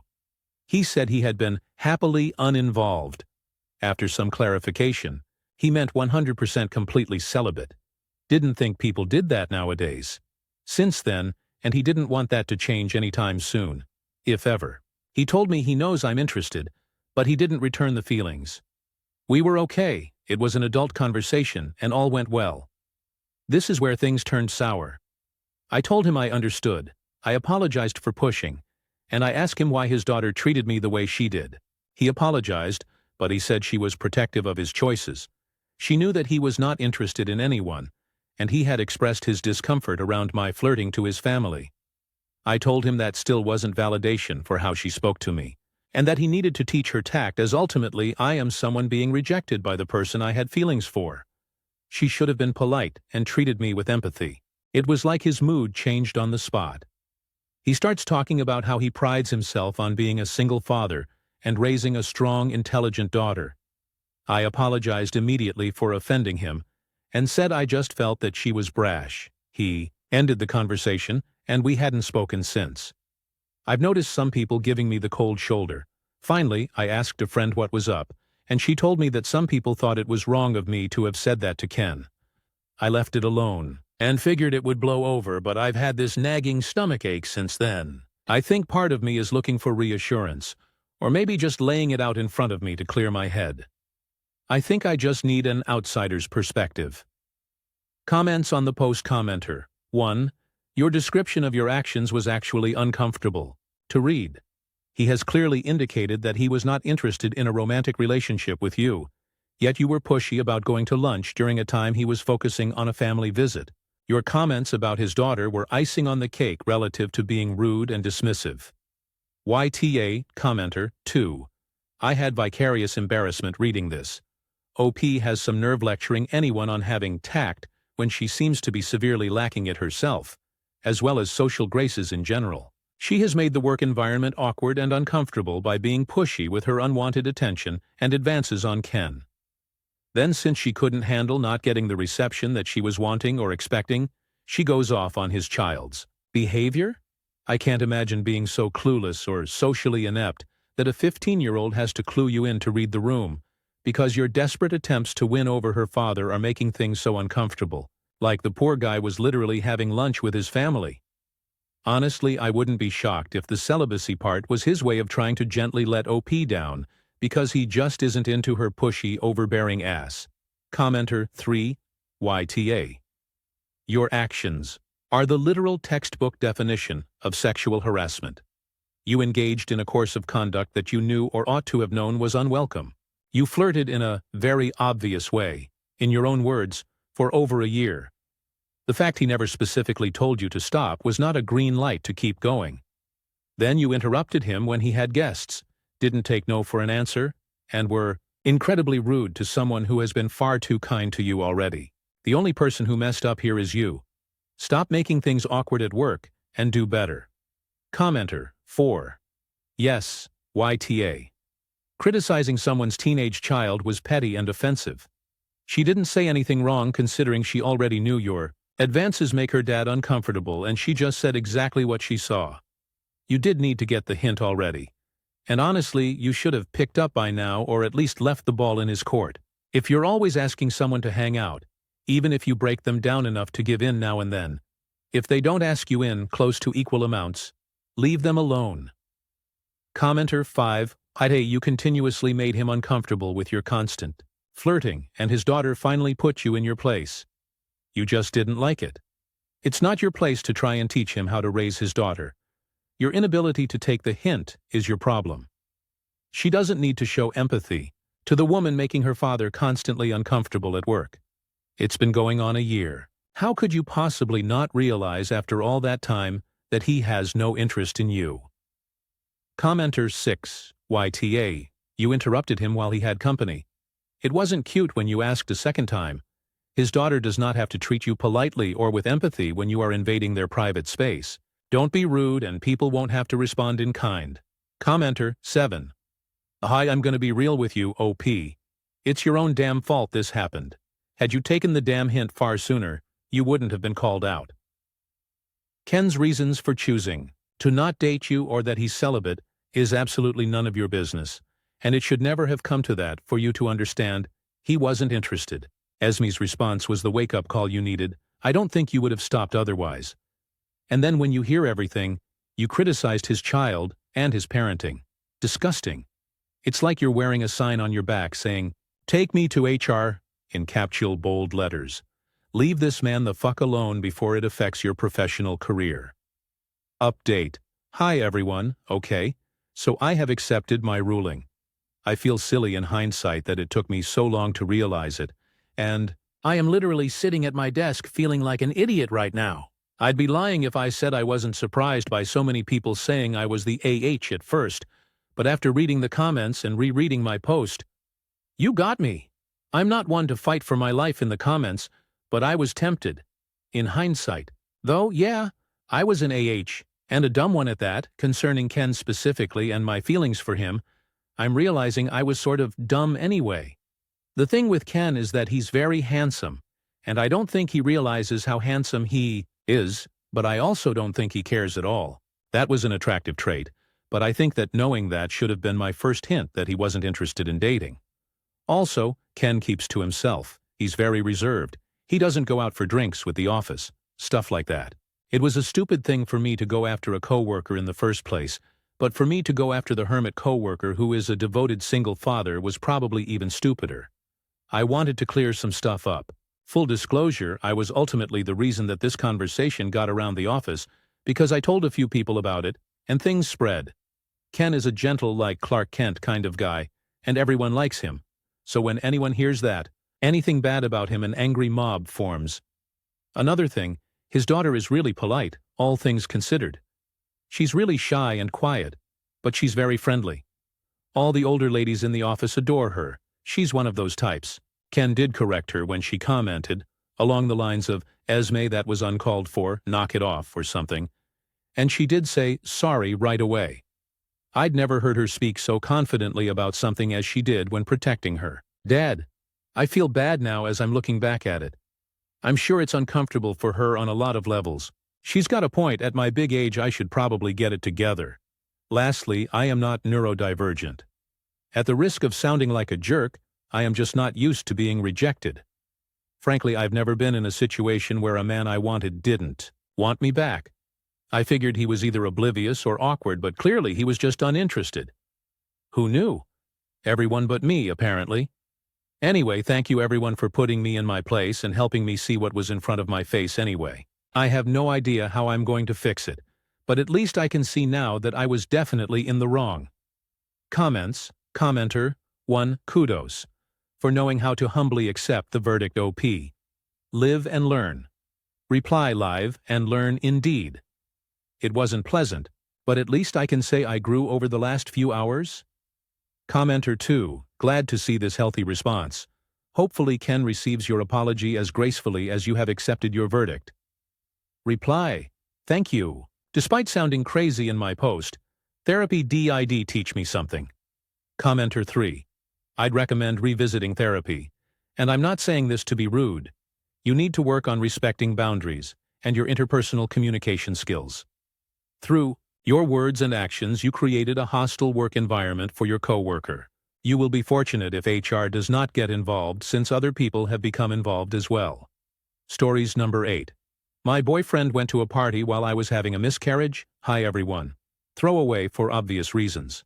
I'm 25F, and my boyfriend, Ryan, 27NM, and I have been together a little over 2 years.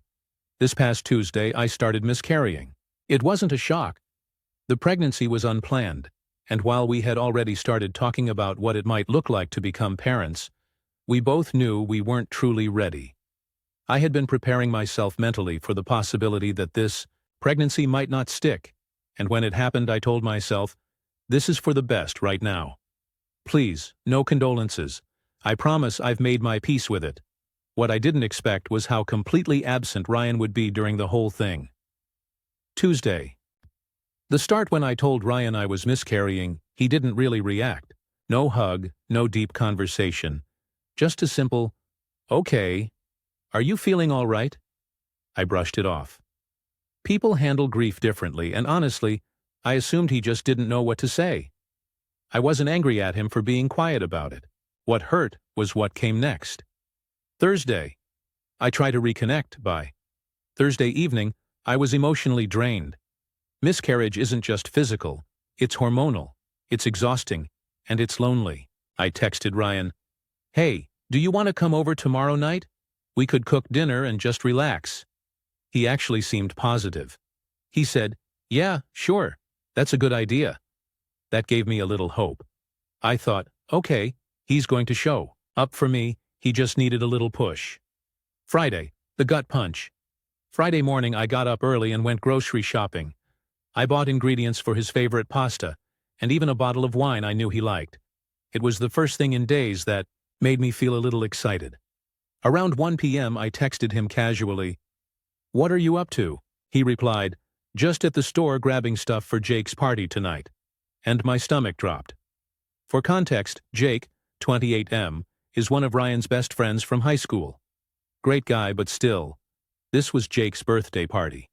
And Ryan had already agreed to spend the night with me. He never mentioned the party when I asked him to come over. He didn't even ask if I was okay with rescheduling. I stayed quiet. I didn't want to start a fight via text. But inside, I felt like I'd just been shoved to the bottom of his priority list.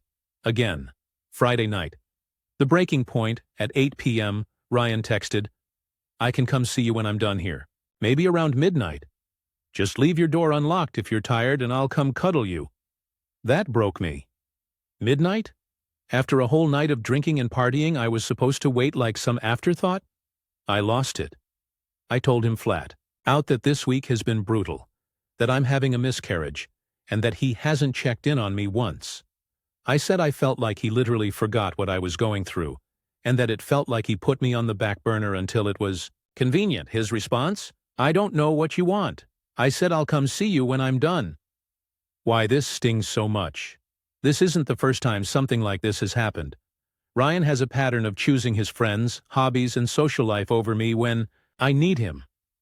Normally, I swallow it down because I don't want to be the clingy girlfriend. But this was different. I wasn't asking him to drop everything just because I was bored. I was miscarrying. I was literally losing a pregnancy we created together, and he acted like it was no big deal.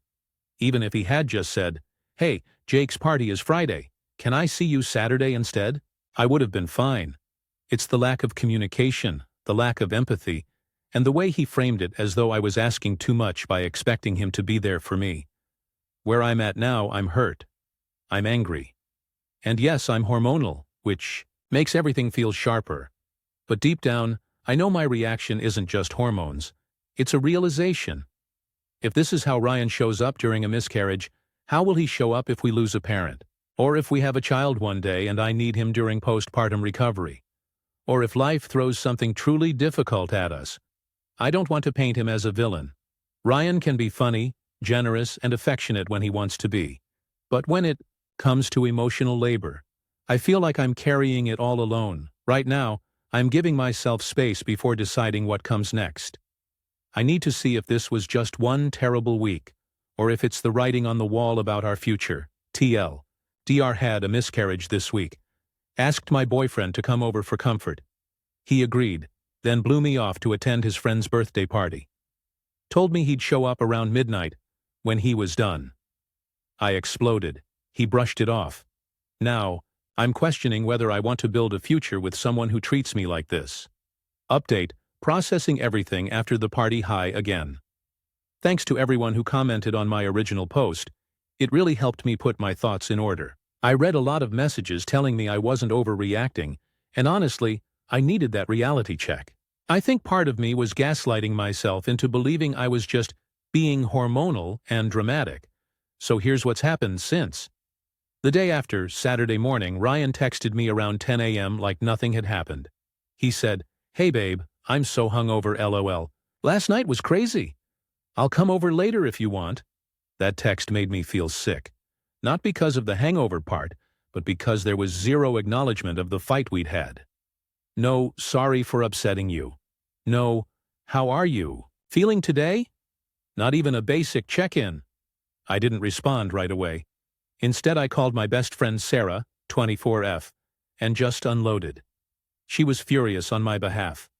She reminded me that this isn't the first time Ryan has brushed me off, but it's the first time the stakes were this high. She said, This is who he is when things get hard. Don't ignore that." Confrontation. That evening, Ryan finally came over. He walked in acting casual, asking what I wanted for dinner. I stopped him and said, "We need to talk before we do anything else." I told him, calmly at first, that I was deeply hurt. I explained how isolated I felt going through a miscarriage without my partner showing any care. I laid it out clearly. He didn't check in on me all week. He agreed to spend the night with me, then bailed without even mentioning he had other plans.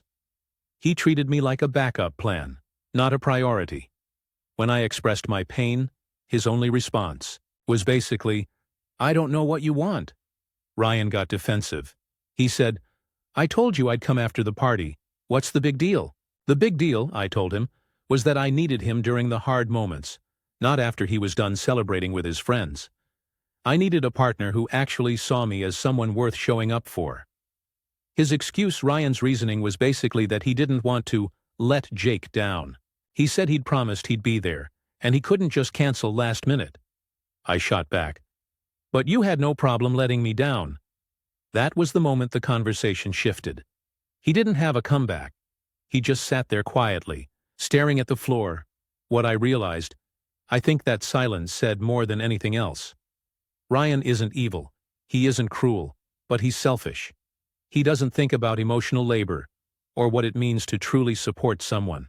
He doesn't see that relationships are about showing up even when it's inconvenient. The sad truth is, I don't think Ryan forgot I was miscarrying. I think he didn't care enough to prioritize it. Where things stand now, I told him I needed space. I asked him to go home and give me the weekend to think. He left without much protest. No apology, no hug, no "I love you." Just a quick, "All right, let me know." That told me everything I needed to know. Since then, I've been journaling, talking with Sarah and Megan, 26F, a co-worker who's been amazing through this, and just letting myself grieve. Not just the pregnancy, but also the relationship I thought I had. I don't know if I'll officially break up with him this week, but for the first time, I'm not scared of that possibility. I'm starting to feel like walking away might be the healthiest choice. TLDR of the update, Ryan came over acting like nothing was wrong. I confronted him about blowing me off during my miscarriage. His excuse was I didn't want to let Jake down. I told him he let me down, and he had no answer. I asked for space. I'm now seriously considering ending things. Final update. I made my decision. Hi everyone. I didn't think I'd be writing this so soon, but I feel like I owe it to myself, and honestly to all of you who gave me some tough but kind advice, to close this out. What happened after my last post? After I told Ryan I needed space, he didn't reach out much. No texts asking how I was doing, no "I miss you," nothing beyond a lazy "Hey, what's up?" 2 days later. That silence spoke louder than any argument we'd ever had. Meanwhile, I leaned on my best friend Sarah and my co-worker Megan. They checked in on me every single day, making sure I ate, slept, and didn't isolate. I realized that the people who truly care about you don't need to be begged to show up. They just do. The breakup on Wednesday night, Ryan came over because he said we needed to figure things out. I agreed. I was calm, maybe the calmest I've ever been with him. I told him I can't be in a relationship where I feel invisible during the hardest moments of my life. I don't want to build a future with someone who treats me as an afterthought.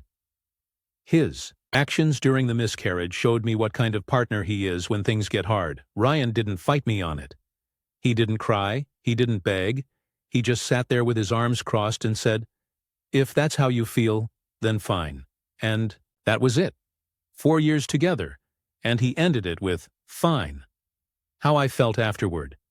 Weirdly enough, I didn't feel shattered. I felt relief. For the first time in weeks, I slept through the night without waking up anxious. The miscarriage was already a lot to process, but trying to carry his emotional immaturity on top of it? That was crushing me. Letting go felt like lifting a weight off my chest. What I've learned, a partner's true colors show when life gets hard. Ryan's were clear as day. Support shouldn't have to be begged for. If you have to beg, you're not with the right person. My grief is valid. I tried to downplay the miscarriage, but it was a loss, and I deserved compassion. Where I am now, I've started therapy. It's only been 2 sessions, but it already feels like the right step. My therapist helped me reframe the miscarriage not as failure, but as something my body couldn't sustain right now. That shift in perspective has been healing. Sarah and Megan keep reminding me that I'm young, I'm strong, and I have so much life ahead of me. I'm focusing on That instead of on a relationship that wasn't serving me, Ryan and I are officially no contact now. He hasn't tried to reach out, and honestly, I think that's for the best. Final thoughts. If anyone is reading this while going through something similar, please don't settle for someone who makes you feel small when you need to feel safe. You are not crazy. You are not too much. You deserve someone who will drop everything to hold you when you're falling apart. I didn't have that with Ryan, but I know I will one day, with the right person. For now, I'm choosing myself, TL. Ryan and I broke up. He showed me during my miscarriage that I was never his priority, and I refuse to build a future with someone like that. I feel relieved, I'm starting therapy, and I'm moving forward with my life. Stories. Number 9. My parents chose my sister's dogs over being here for the birth of my second child, and now I'm basically disowned. Hi Reddit, buckle up, this is going to be long, but I need to get this out because I feel like I'm either losing my mind or losing my family. The setup: I'm 34M, married to my wife Jessica, 32F. We have 2 kids now, Emma, 5F, who just started kindergarten, and Liam, newborn. My parents are Michael, 64M, and Linda, 62F.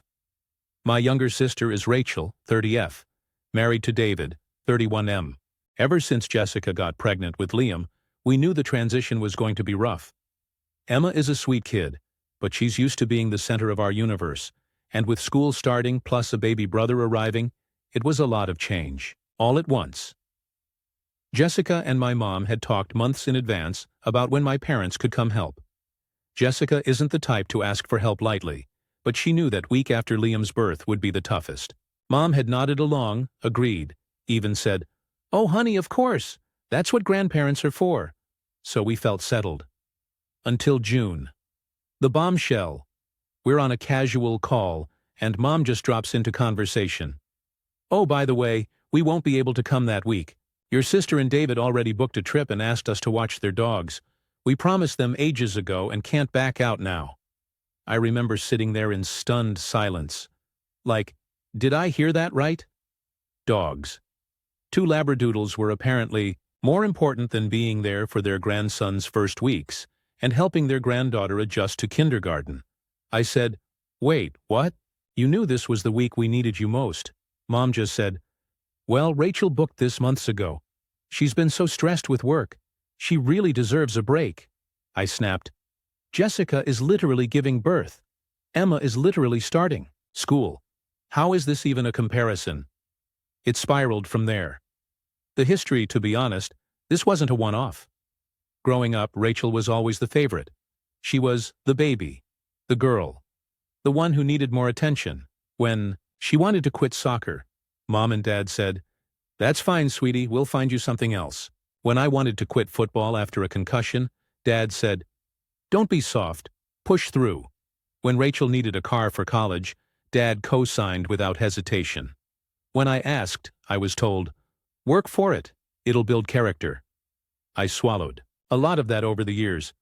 But when you're 34 and your parents are literally choosing dogs over your kids, it stops being something you can brush off. The confrontation. I tried to explain calmly. I said, "Look, this isn't about the dogs. This is about me feeling like, once again, I don't matter. That Rachel's needs always trump mine. I just need you to see why this hurts." Dad sighed and said, "We treated you differently because she's a girl and you're a boy. You'll understand one day when you're older." That made my blood boil. I said, "So favoritism is fine as long as you slap a gender excuse on it? You'd never skip something like this for me, but for Rachel, you bend over backwards every time." Dad snapped, "Don't start rewriting history. We did our best. You always want to play the victim." Then he hung up on me. The fallout, I sent a long text later laying out my feelings, examples, and why this moment hurt so badly. Mom replied with, "We're sorry you feel that way. But Rachel needed us too. This isn't favoritism. It's just scheduling. You need to let this go before you ruin your relationship with us permanently." And that's basically where things stand. Unless I swallow this whole and pretend it was just a scheduling conflict, I'm the problem child. I'm the ungrateful son who's trying to stir up drama. Meanwhile, Jessica, who has bent over backwards for years to include my parents, to be kind, to make sure they're part of our kids' lives, looked at me the other night and said, "If they can't see what they've done, maybe they don't deserve to be in our kids' lives." That broke me, because I know she's right. But it also feels like I'm losing my family of origin over something that seems so obviously unfair. Where I'm at now, I'm torn between two versions of reality. Version 1. My parents are right. I'm blowing this out of proportion. They had a prior commitment. Life happens. I should accept it and move on. Version 2. My parents have shown favoritism my whole life, and this is just the latest and most painful example. And if I accept their gaslighting, I'm teaching my own kids that it's okay to let people treat you like an afterthought. I keep thinking about when Emma is older. If she asked me to be there for her during something huge, and I said, "Sorry, I have to watch the neighbor's pets," she'd be devastated, and I would never do that to her. So why am I supposed to excuse it from my parents? So here I am. I don't know if I'm now out of the family, or if they'll reach out when they want pictures of Liam, or if this is the beginning of a permanent rift. What I do know is that unless I roll over and accept their narrative, I've basically been disowned. TLDR. My parents chose to watch my sister's dogs instead of being there when my wife and I needed them most for the birth of our second child and our daughter starting kindergarten. When I confronted them about lifelong favoritism, my dad admitted they treated us differently because she's a girl, then blew up at me. Now I'm basically cut off unless I pretend it was just bad timing. Update: my parents chose my sister's dogs over us, and now I might be out of the family. Hi again, everyone. Thanks for all the responses, advice, and even the tough comments. I didn't realize how much I needed outside voices until I read through them. I wanted to give an update because a lot has happened in the last couple of weeks. The silence. After I made the original post, I went about 2 weeks without hearing a word from my parents. Nothing. No call asking how Jessica was doing after delivery. No congratulations for Liam. No good luck for Emma starting kindergarten.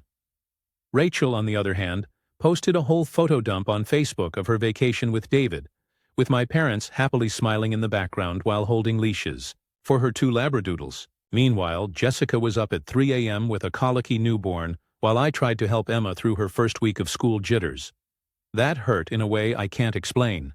It wasn't just that they weren't here, it was that they didn't even care enough to check in. The first crack. Then last weekend, out of nowhere, Mom texted, "Hope everyone is well. We'd love to come meet Liam soon." That was it. No apology, no acknowledgement, no mention of Emma starting school, just a casual drop-in request like they were asking if we wanted to go get brunch. Jessica read it over my shoulder and said, "If they come here without making things right, I'm not opening the door." I didn't respond right away. I needed to think. Talking with Rachel a couple days later, Rachel called me. Not my parents. Rachel. She opened with, "Hey, Mom said you're really upset. Can we talk?" I told her point blank, "This isn't about the dogs, Rachel. It's about 30 years of you being the priority." She got defensive immediately. "That's not fair, Dan. You're acting like I asked them to choose me over you. I just needed a vacation, and they offered."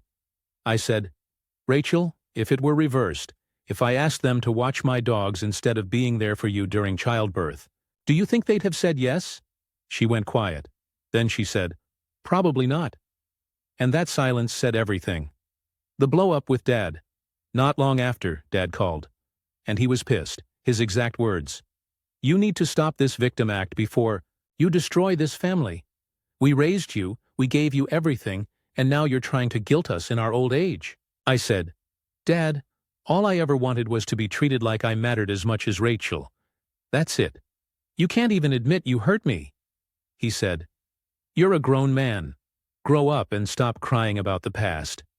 Then he hung up again. Jessica was sitting right there, holding Liam.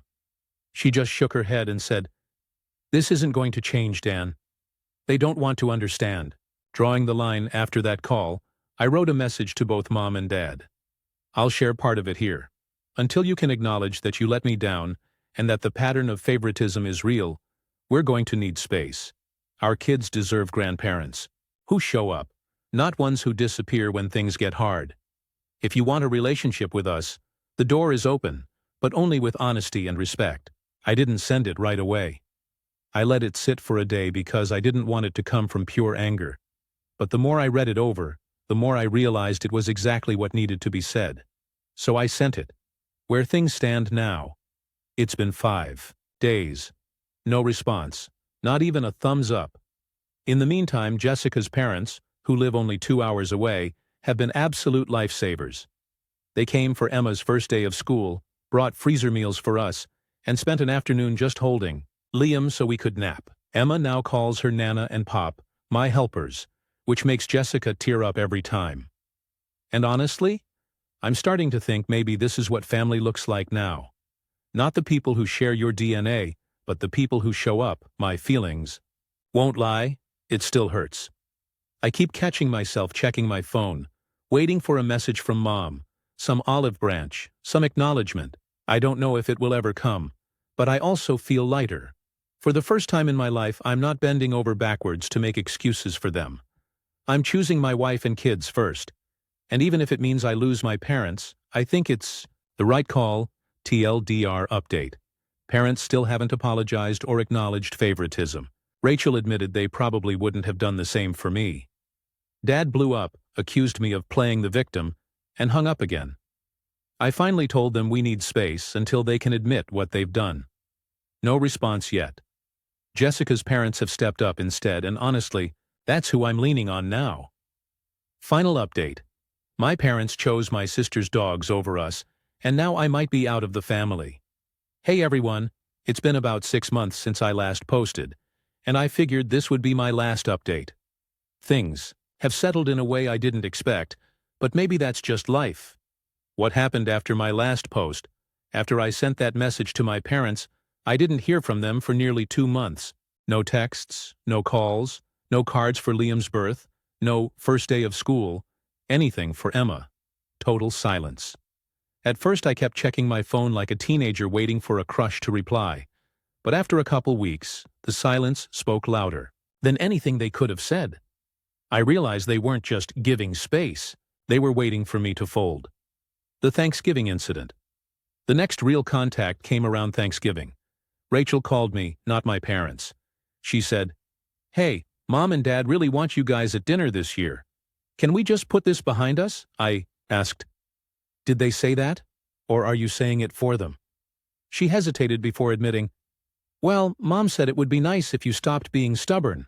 That was the moment I knew nothing had changed. They weren't interested in working through anything.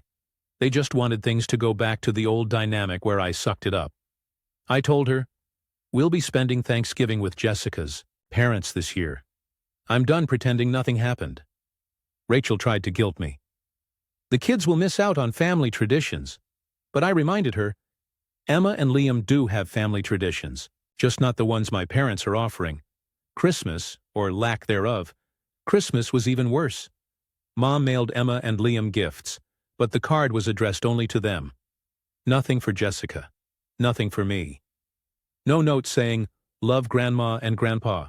Just a typed, "Merry Christmas" and their names. Emma's old enough to notice. She asked me, "Why didn't Grandma call me on Christmas?" And I didn't know how to answer, without either lying or dumping adult problems on a 5-year-old. I just told her, sometimes grown-ups make mistakes. That night Jessica hugged me and said, "I don't think we need to keep trying, Dan. They've shown us who they are." The turning point. Here's where things shifted. Around New Year's, Jessica's parents invited both sides of their family for a big dinner. They wanted to give Emma and Liam a sense of community. When I walked in, her dad, Robert, clapped me on the shoulder and said, "Glad you're here, son." And I realized, I do have parents, they just aren't the ones who raised me. Jessica's family has shown up more in the past 6 months than mine did in decades. Emma now runs to her Nana and Pop with drawings from school. Liam lights up when Robert picks him up. And for the first time, I'm not aching for approval from people who refuse to give it. Where I stand now, I haven't cut my parents off officially, but I've stopped chasing them. If they want a relationship with my kids, the door is open, but only if they're willing to admit the truth and treat us with respect. Until then, I'm not sacrificing my peace or my children's emotional well-being for their comfort. Rachel still checks in occasionally, but it's always surface level. I think she knows deep down what's happening, but she's not ready to face it. That's her choice. Do I miss my parents? Yes. I miss what they could have been, not who they are, but I also feel a kind of freedom. I'm not twisting myself into knots anymore. I'm building something better with the family who actually shows up. TL, final update. My parents never apologized or acknowledged their favoritism. They ignored us for months, then tried to rope us back in through Rachel without owning up. Holidays came and went with little effort on their part. Meanwhile, Jessica's parents stepped up and became true grandparents to our kids. I've stopped chasing my parents. If they ever want a relationship, they know what they need to do. Until then, I'm focusing on the family I do have, not the one I wish I had. Stories number 10. Whenever I, F14, tell Mom I love you, she says she loves Jesus more. I didn't really want to ask anyone I know in real life, so that is why I'm asking here. But whenever I used to say I love you to Mom or still do, she says she loves Jesus more and always has to tell me. And she finally talked to me about why this week too. I'm sorry if my writing is really bad too. Mom homeschools me and we talk a lot about things, but sometimes I think I'm not as smart as other kids, but this really isn't about that. She said we're supposed to love God more than anything else, and I knew because I always went to church and stuff, but she said that's why she always says that when I say I love you because it's important. And she said she loves God more than Dad too and tells him the same thing too. She said I'm supposed to love God more than her too, and if I get married one day too, and I went to church for since I was young, but sometimes I think about if she's wrong and when we die and there's no God or anything, and if it's pitch black, like closing your eyes. Like what if there's no God after you die, and all the time at church was wasted in telling people that, for nothing if that makes sense, and can't play games that are bad because Mom says that Jesus is always watching when I could have been having fun. I'm sorry if I can't get my thoughts out better because I'm probably not as smart as other kids, and most of our homeschool stuff is her reading the Bible or talking about things that have nothing to do with school edit. I can't really explain why it makes me feel weird, but it made me think, is it weird to say you love Jesus more, who you can't see? But what if we die and there's no Jesus and it's too late? And all the games Mom said not to play, because Jesus is always watching, was fine. But now it's too late because there's no proof. Because he's invisible, if that makes sense. Update. Post. Some people suggested not telling Mom or Dad that I was having doubts about my faith, like the video game thing, and if it's stupid to not do things because of the chance that one day God will judge us for it, when what'll happen if there's no God when we did, and I didn't play that game or have fun with no proof God existed because he's invisible. I did talk to Dad though, and I asked him something that stood out from someone who responded to me saying I was afraid of going to hell. That person pretty much said that there was nothing to be afraid about and asked if I remembered anything before I was born, or any pain like that, and when I said no, he said that that was enough to not be scared or something like that. And it made me feel a little better, but also have another question that I asked. I asked Dad why we don't remember anything from before we were born, or have any memory of meeting God before we were born if he exists. And Dad said that God didn't introduce himself to us before we were born, because he wanted us to choose God for ourselves, and not because of bias from meeting him, because that wouldn't be faith. He pointed to the verse, forgot where, about how faith is believing in what you can't see, and if God met us before we were born, there wouldn't be any faith because seeing him would be proof. I didn't ask Dad in a way that made it seem like I was having doubts about being a Christian, but just out of curiosity. And I still feel like Dad didn't make me feel any better about the doubts I was having, because I still don't get living life and not doing things that are fun because maybe after we die, God will judge us when we can't see him until we die. But I don't plan to ask him any more questions on it, and probably keep it to myself like some suggested. I only wanted to make the update because some people suggested trying to talk to him without giving away that I was having doubts, and I'm sorry again if my grammar is really bad because I was homeschooled, where a lot of it is Mom talking about the Bible and stuff like that, but I really appreciate all of the advice that made me feel a little better on my first post comments. Commenter 1. So there are two things going on here. Your mother's terrible response to an expression of love. That's an incredibly hurtful thing to say to someone. Imagine if she did this with other things. Maybe you make a really special dinner, learned a new recipe, and spent hours prepping and cooking. Then, when you put the plate in front of her, she takes one bite and says, "The diner down the street is better." Maybe it is better. But what? Does that matter? The food you made is delicious and you made it with love, and her response is to basically ignore it? It's cruel and unnecessary. She hasn't even said, "This food is good." She could consider it tasty or hot garbage. You have no way to know because there's no good or bad in her words. Just worse than the diner. "Mom, check out this neat picture I drew." "Hey, it's no Picasso." "I got first place in a contest." "Yeah, but the kid who really deserved to win was out sick today. That kid is the best ever." See what I mean? That's what your mom is doing to you.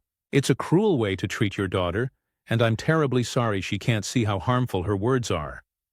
Your thoughts about whether any of the religious stuff is true, particularly the life after death stuff, that's a totally separate question. Personally, I think God and the afterlife are just pretty stories people tell themselves because the world can be scary and confusing and totally unfair, but don't take my word for it. You seem like you have a good head on your shoulders. You'll come to your own conclusions. Commenter 2. I'm also afraid of hell, but I get that sounds stupid, but I feel like I think heaven is real because I've been to church all my life and don't know anything different. But what if my parents were Buddhist or something, and that was all I knew, so that was real, and everything else seems wrong? You have landed on what is known as the outsider's test for faith. At 14 years of age, no less, there is a book by John Loftus called The Outsider Test for Faith: How to Know Which Religion is True. It sounds like you could have written it. Author John W. Loftus, a former minister turned atheist, argues we would all be better off if we viewed any religion, including our own, from the informed skepticism of an outsider, a non-believer. For this reason, he has devised the outsider test for faith. He describes it as a variation on the golden rule. Do unto your own faith what you do to other faiths. Not bad for a kid. Kid Stories number 11. My ex wants me to be his caretaker after abandoning our kids. I never thought I'd be in a situation like this, but here we are. I'm writing this out partly because I need perspective, and partly because I plan on showing it to my ex at some point. The background: 38F. Let's go with Melissa was married to Jason, 39M. We got together in our early 20s, had 3 kids: Emily, 17F, Caleb, 15M, and Sophie, 9F. Jason and I didn't have a perfect marriage, but I thought we were stable. Then, about 7 years ago, he blew up our whole life. He told me he needed to live his truth, which was basically his way of saying he wanted out. He didn't mean to start fresh responsibly either. He meant unprotected hookups, risky behavior, and chasing attention online. Meanwhile, I was left holding the bag: 3 kids, bills, and the emotional fallout. He refused to pay child support, worked under the table to avoid wage garnishment, and even sold content on OnlyFans and Chatterbait. I had to scramble with 2 jobs and later got help from my parents to keep things afloat. As for the kids, Emily and Caleb grew up resenting him. Sophie doesn't even really know him. She was barely a year old when he left. The bombshell: fast forward to last month. Out of the blue, Jason reached out. His message started with, "Now isn't the time for I told you so's." That already set my teeth on edge. He went on to say that karma had caught up to him. He'd been diagnosed with HIV, and apparently, it's progressed into something more complicated. He even sent me medical paperwork as proof. Then he dropped the kicker. He wants to come home, spend time with the kids, and have me there when he dies. He literally asked if I would take him in, let him live in our house, and act as his caretaker so he could leave this world surrounded by family. I nearly dropped my phone. My reaction: I told him flat out no. I'm not a nurse. I'm not his wife anymore. And I'm not about to let the man who abandoned his kids swoop back in during his final act like he's some tragic hero. He got mad and accused me of being cold-hearted. He said, "The kids will regret not spending time with me when I'm gone." To which I responded, "They already regret not having you in their lives while you were alive and healthy. That's on you. Talking to the kids, I sat down with Emily and Caleb to tell them their dad was sick and wanted to reconnect. Emily literally laughed and said, "He deserves it." Caleb said, "I don't want anything to do with him," as, for Sophie, she was confused. To her, Jason is more like a story than a person. She said, "I don't remember him, so why would I want to see him?" That broke my heart. But it also showed me that bringing Jason back into their lives would just stir up chaos. The accusations of few people have thrown around words like homophobic or transphobic when I shared a shorter version of this story in another space. For the record, both Jason and I are part of the LGBTQ+ community. I don't hate him for who he is.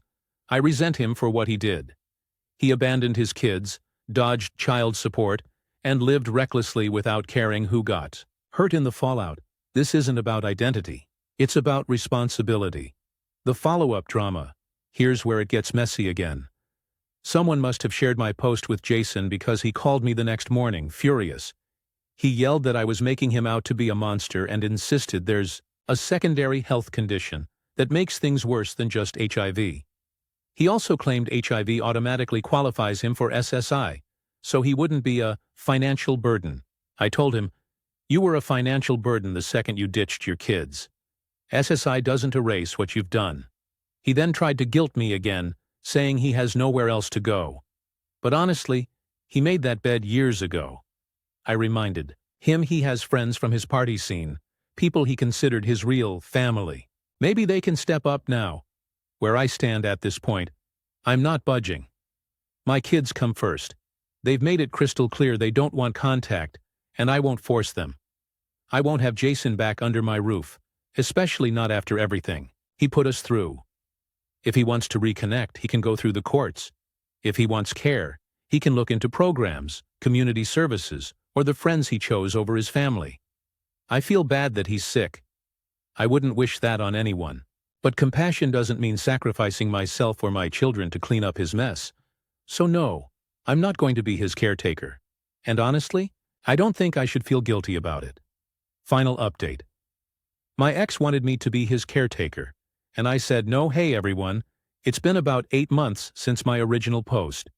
I wanted to give a proper final update because things have stabilized, and I feel like I can finally put this whole mess behind me.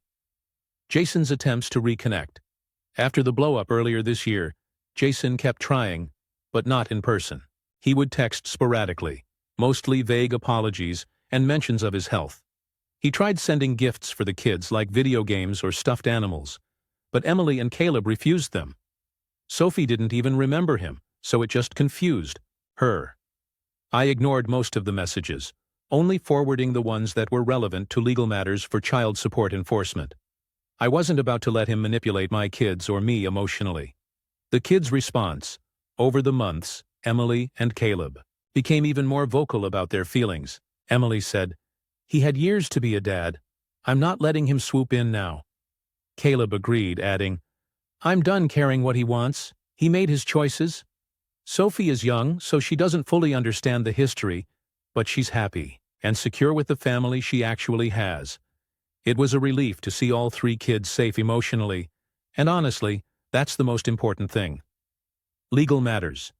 Jason tried to claim SSI due to his HIV diagnosis, but it didn't change the fact that he still owes years of child support.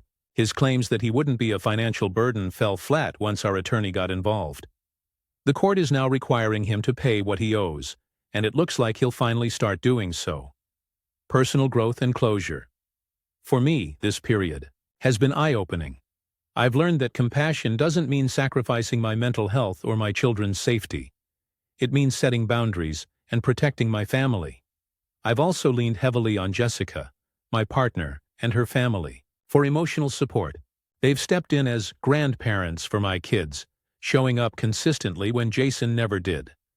That love and stability has made all the difference. Jason's final attempt in the last month, Jason sent one final email. He said he wanted to come see the kids before the year ends. I forwarded it to my lawyer. The kids were unanimously against it. Emily said, "He doesn't get a say anymore." Caleb just rolled his eyes. Sophie shrugged. I texted Jason back, "Your children don't owe you anything. You made your choices, and they've made theirs. I won't be coordinating visits until you demonstrate real commitment, respect, and consistency. Until then, this chapter is closed. No response since. Reflection. It still hurts sometimes. I miss the idea of a dad for my kids, but the truth is, Jason's absence shaped our family, and we're thriving without him. Emily and Caleb are confident and strong. Sophie is joyful and secure, and I finally feel like I get to be the parent I've always needed to be, without being forced to clean up someone else's mess. I'm proud of myself for sticking to my boundaries, even when it was hard. I'm proud of my kids for understanding what healthy relationships look like. TLDR, final update. My ex, Jason, who abandoned our kids and avoided child support, wanted me to act as his caretaker after being diagnosed with HIV. I said no. Over months, he tried contacting the kids, sending gifts, and claiming SSI, but they refused all contact. Legal action ensures he now owes back child support. My family is thriving without him, and the kids are safe, happy, and supported by me, and our chosen extended family. Jason's final attempts at reconciliation were shut down, and we've closed this chapter for good.